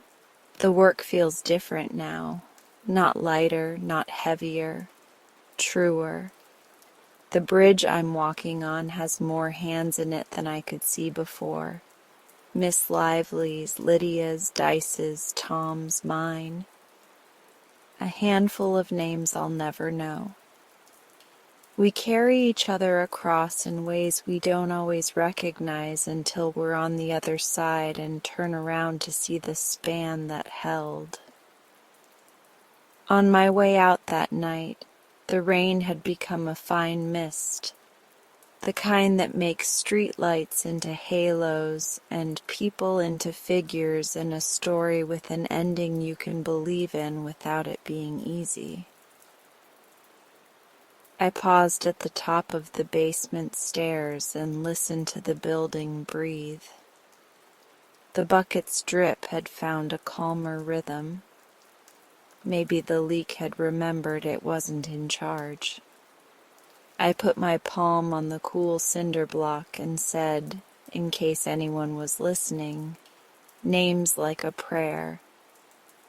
Thank you, Miss Lively. Thank you, Lydia. Thank you, Dice. Thank you, Lionel. Thank you, Tom. And then, because it felt right and I am trying to be more generous to myself, thank you, Amy. The building didn't answer, which is how you know it's honest. But when I reached the door, the heavy latch that always sticks gave on the first try, and I stepped into the kind of night you can work by, even if your hands are shaking a little, even if you are still learning how to carry light in the rain. The rumor outruns me, which is exactly how rumors like to travel. Barefoot, hair wild, carrying a folded thing in their fists. By the time I tape a simple note to the blue metal locker, pilot program, letters that want a home, someone's grandmother has already called the front office to ask if the mail project takes postcards. A barista has slid a napkin under my latte with a sketched heart and the words Pine Grove Post. And a freshman I've never met has stood in the doorway of the library and asked in one breath, "Can my best friend write to her dad if he's not okay with letters?" "Yes," I say, before logic can tie my tongue. "Yes, we can hold anything." I don't mean the library. I mean me, and Mr. Hargrove, and Tom, and Elena with her yearbooks, and Lionel with his box of notes to keep, and Dice with his philosophy about stages and mops. I mean the weirdly tender muscle the town has been using lately without naming it. I mean the blue locker itself, which seems to have learned to breathe at a better pace. Everything expands, the way lungs do when they remember they were designed for air. Students wander in at lunch and hover near the basement stairs until I say, "It's not a secret. Come on." I bring them down to the closet with this new sense that we've been entrusted with a public whisper. I push the chairs aside and let them see the blue paint, scuffed like a favorite suitcase. The rumor was right about one thing. We are becoming a post office of the heart. The first stranger to hand me a letter is a woman whose winter coat is 2 sizes too big for her. She doesn't introduce herself. She presses the envelope into my palm like a hot coal and asks if I can keep it safe, in case I chicken out for a decade. The envelope says, "To the girl at the bus stop on Alder Street who stayed even when I told you to go. There's no return address." I slide it into the locker and tell her, "We have a witness box too, if you decide not to send." She nods, and in the nod I see a whole improvisational dance called Bravery Being Literal. Then comes the flood, except it isn't a flood exactly. Floods destroy. This is a tide, regular and steady, leaving shells that desire a pocket and driftwood that wants to become a mantelpiece. Notes meant for the living, letters addressed to the dead, 3 postcards with only drawings, a recipe written on a paper towel and folded into a shape that might be a crane, a card with a pressed clover and the words, "For my brother," who left before we learned to stop breaking each other's things. I write and rewrite the chalkboard sign that leans against the locker, the Pine Grove Post, a place for words that waited. leave it sealed or open. Tell us if you want it sent, kept, or witnessed. Add a name if you want us to try to find them. No shame if you change your mind. Your handwriting is beautiful even when you don't think it is. Take what you need from the For the Next Teacher drawer. A. Mr. Hargrove installs a soft light above the locker, the kind that makes everything look like it's telling the truth. Tom bolts the thing to the wall so no one can borrow the theater, as Dice calls it. Elena brings a tin of pens and a stack of cards rescued from the closed stationer, Willow and Sons, the ones with feathered edges that make ink look like it is sighing. Miss Chen leaves tea bags in a jar labeled Courage in Earl Grey. Someone, I suspect the art teacher, puts a small brass plate on the door. The Pine Grove Post, in letters so plain they feel brave. It's more than a box now. It's a room. It's a practice. We open on a Saturday because some things deserve the energy of a town with nothing else scheduled but yard work and an afternoon nap. The notice in the paper uses my words without the tremble. A permanent installation, a community exchange, a place where words can rest or fly free. Dice is there in suspenders and socks like a fireworks show, proud as the man who lifted the first curtain. Lionel arrives with a bouquet of sharpened pencils. I did not know that was a bouquet, now I do. And makes a small speech on the nature of archives that makes 3 teenagers cry without knowing why. Miss Dalloway, who insists her tea be strong enough to spoon, brings a thermos and tells anyone who will listen that closure is a made thing, like bread. Tom stands behind me like a door jamb. That quiet support beam you don't notice until you lean. We don't cut a ribbon, we tie one. I learned that from Dice. Cutting is fine for grand openings, he said when we planned, but tying is better for installations.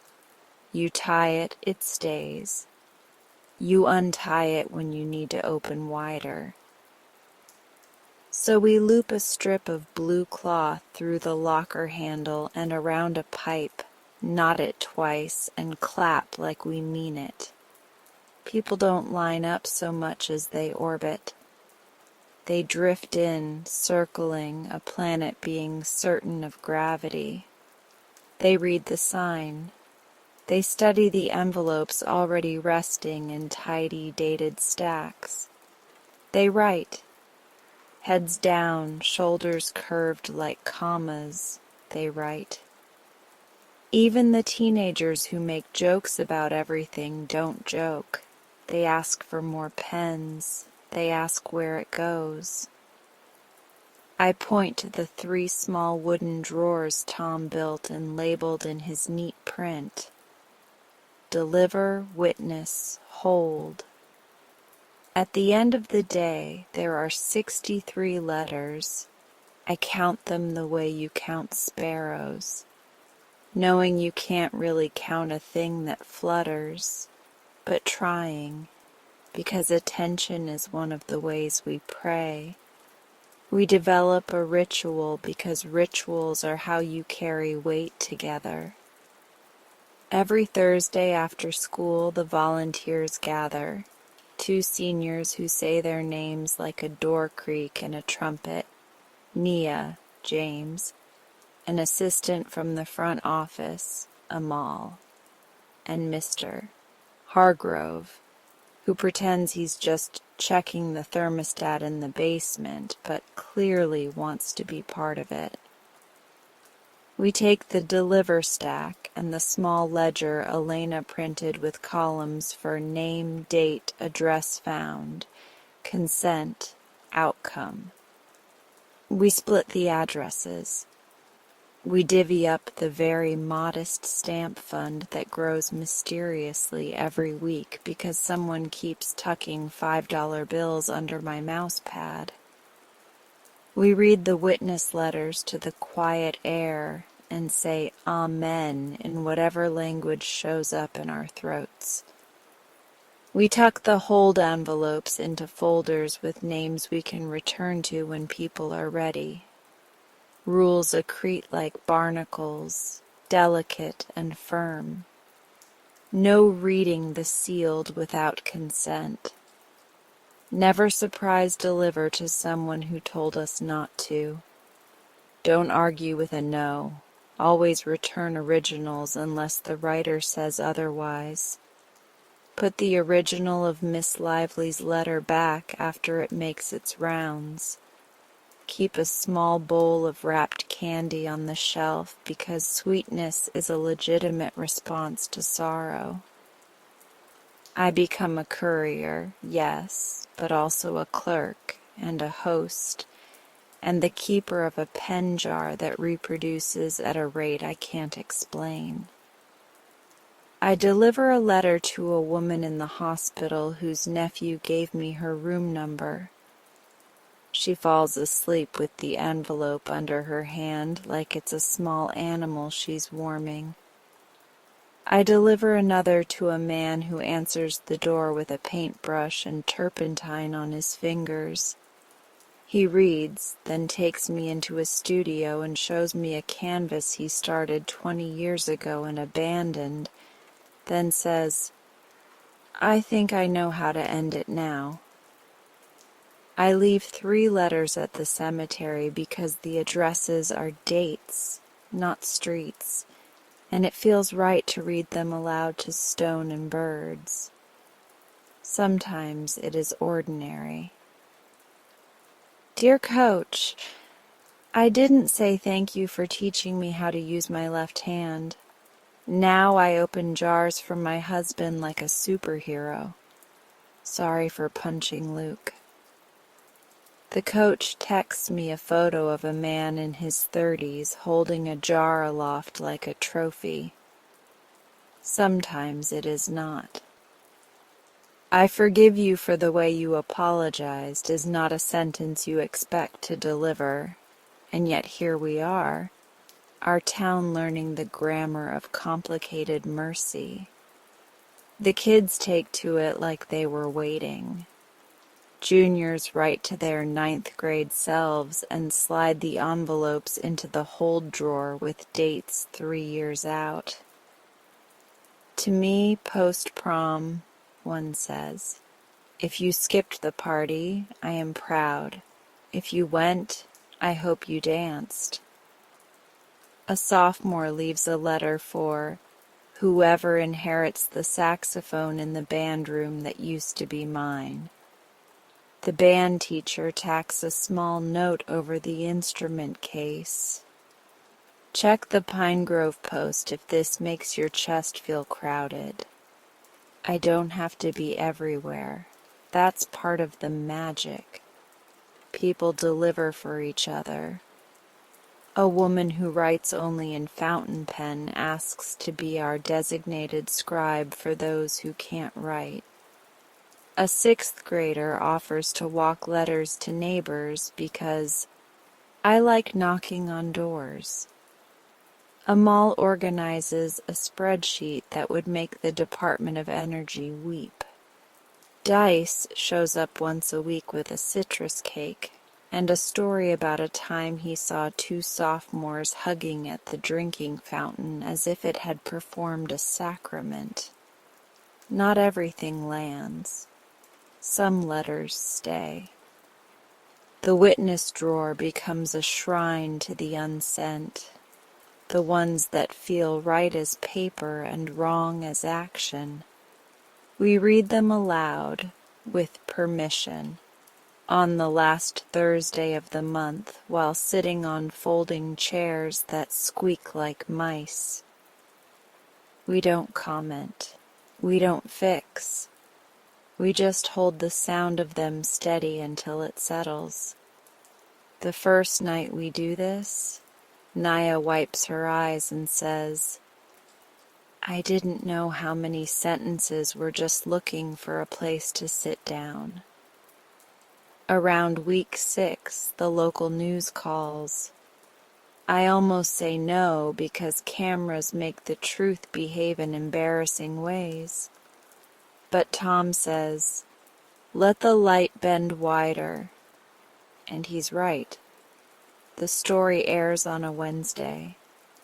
By Friday, 3 towns over, a retired principal emails to ask for our policies.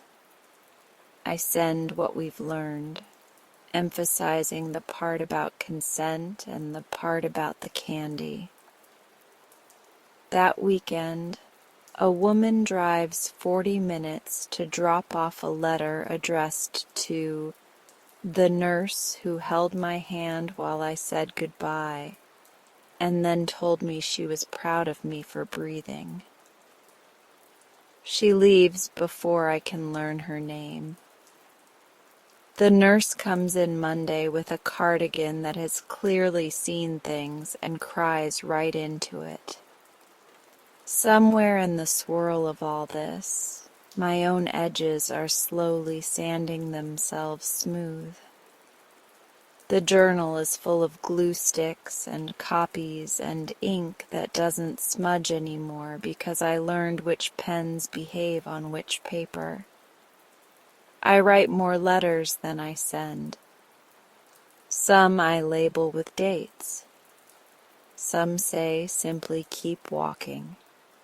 Some are apologies I can't deliver to a person without rearranging their life. Those go in witness and make an honest sound in the room. And then there are the letters I do send. One to my mother. "You were right about paper weights and about resting before returning to brave work." One to my ex-husband. "Thank you for the years we tried. I will be kind to the part of me that tries things too late." One to the girl at the back table in the library who pretends to be asleep during last period because it's the only hour no one asks anything of her. You don't have to be interesting to be allowed to be here. I leave that one taped under her chair. She finds it 2 days later and looks up at me with eyes like coins warming in a hand. Tom and I don't define what we're doing. We move ladders. We staple things that need stapling. We drink coffee that he swears is good and I swear is not.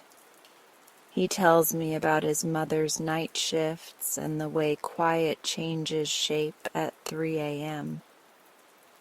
I tell him how I used to host a big Thanksgiving and stopped after the divorce because setting the table for fewer felt like I was being punished for honest math.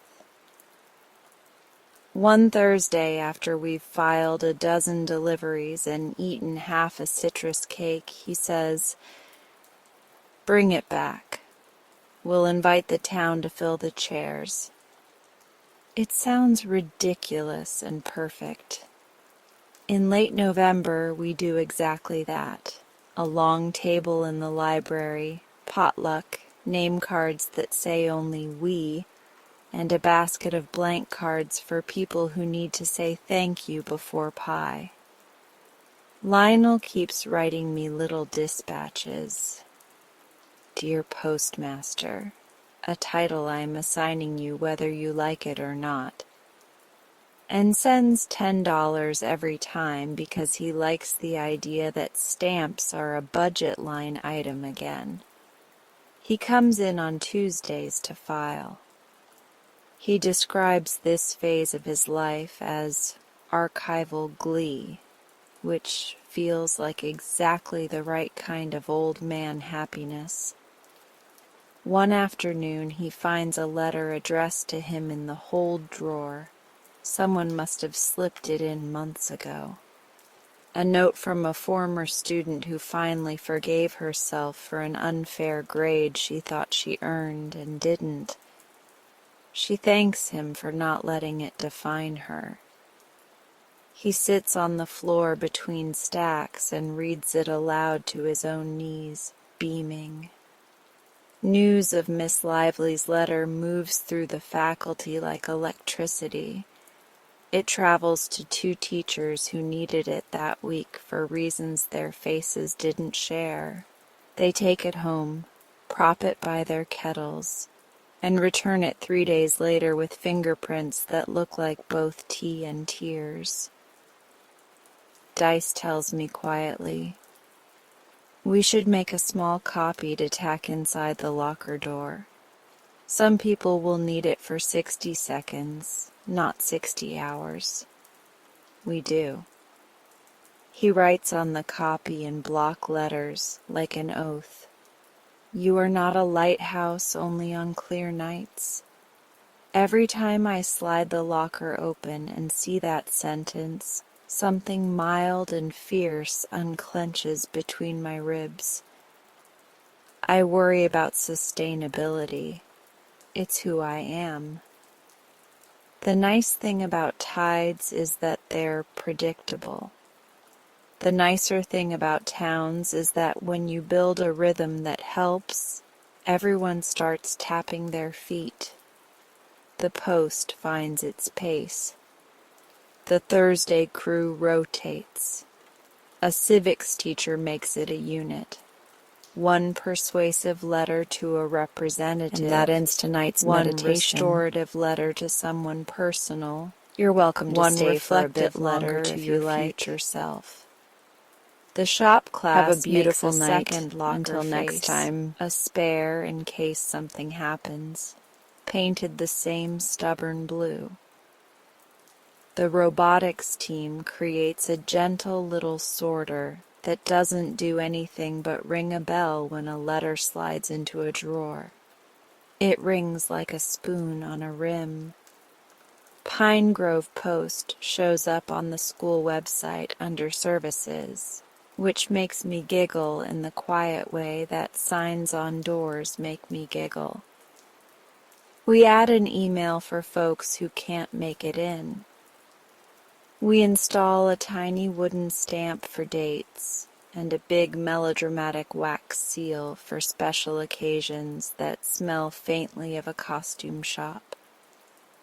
The thing hums. Bridges hum when they carry what they were built to carry. Not everything is tidy.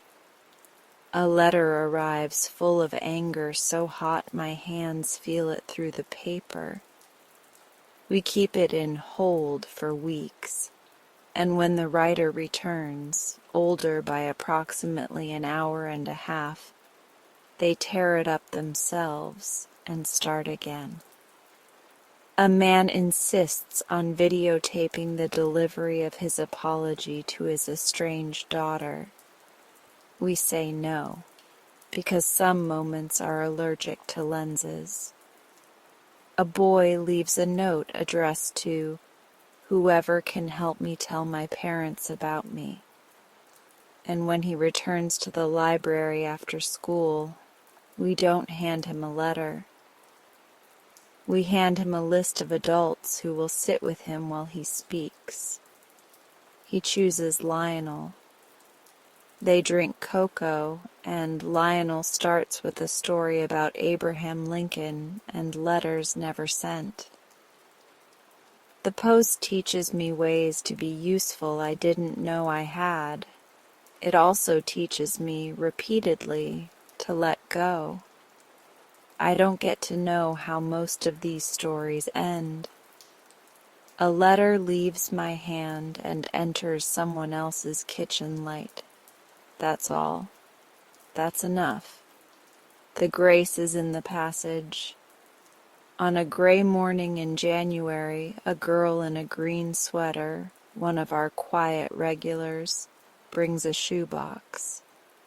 Inside, letters folded into squares, dated like fossils, addressed to no one. My grandma wrote to a neighbor every week for a decade, she says. She never sent them. She didn't know how to be friends and scared herself with trying.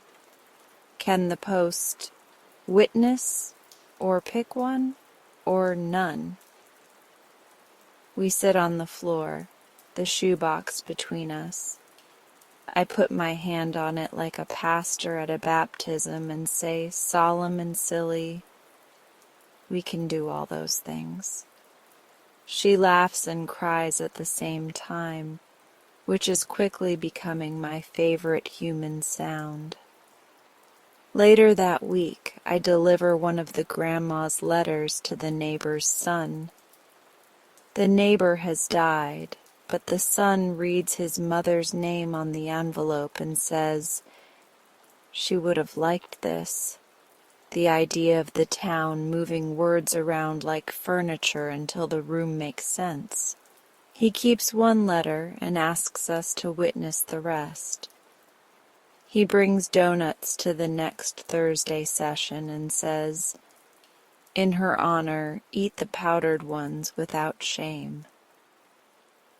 We hold a small event in February we call Open Second Draft, a night for reading things we're not sure we're ready to send. People bring scraps. People bring whole novels.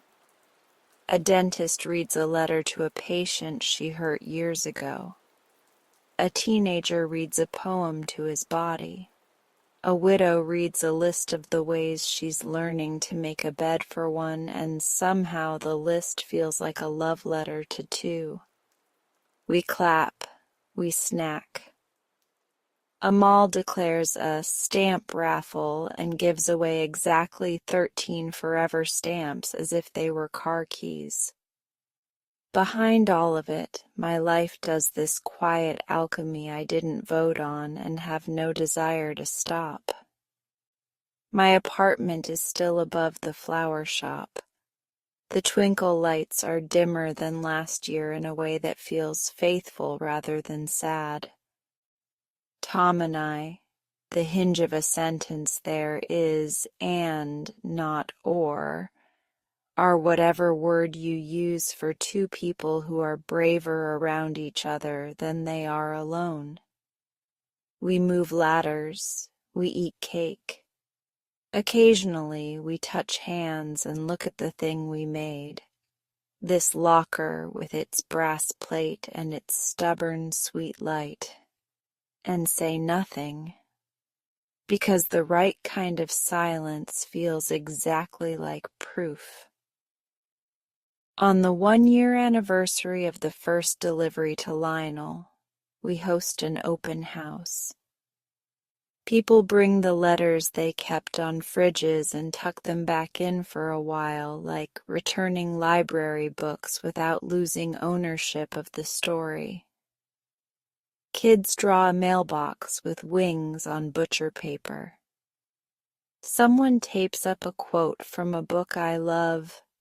Practice saying what matters out loud to someone who can help carry it.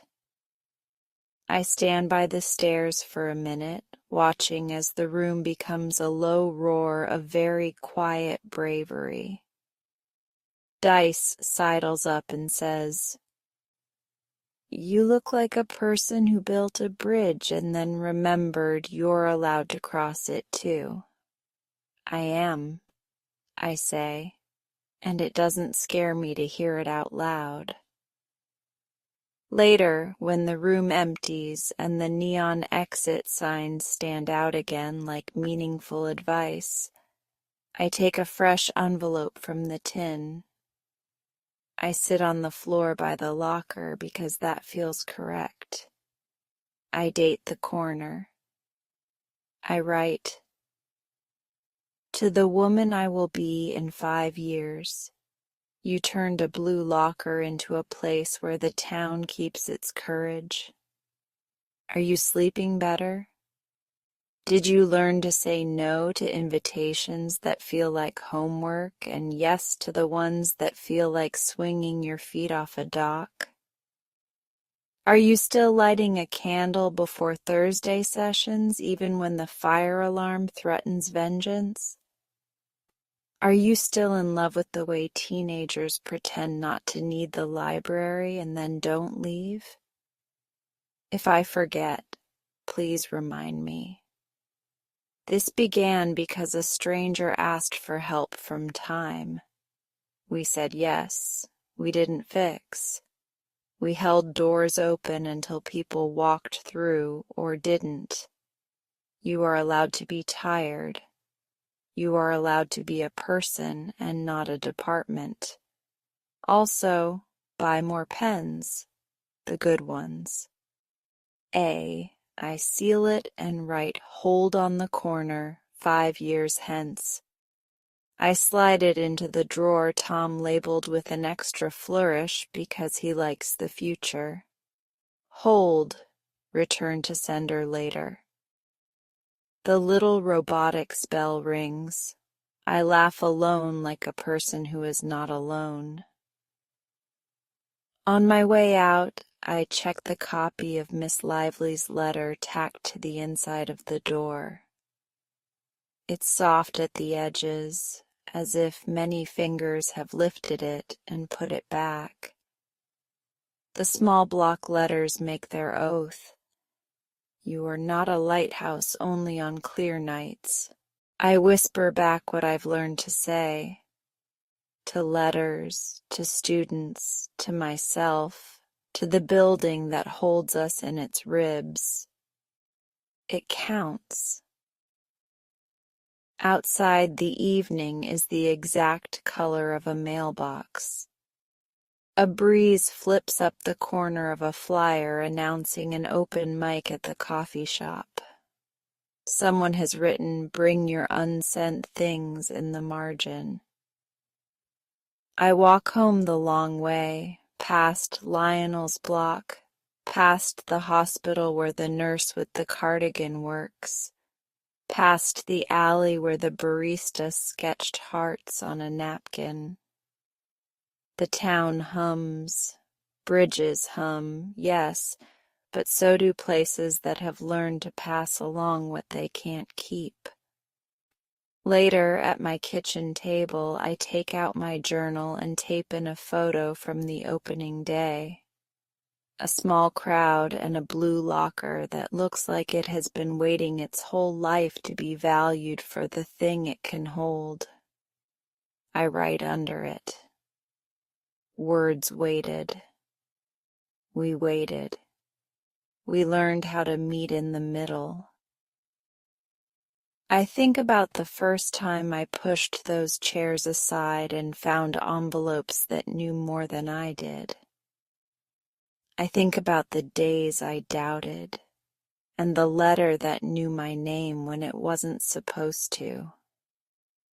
I think about Tom's crowbar, and Dice's theater, and Elena's ledger, and Lionel's pencils.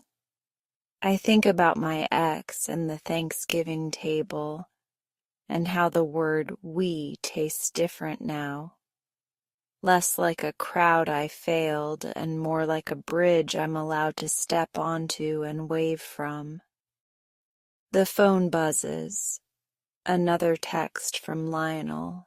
This time a photograph of a note a student left him on his porch.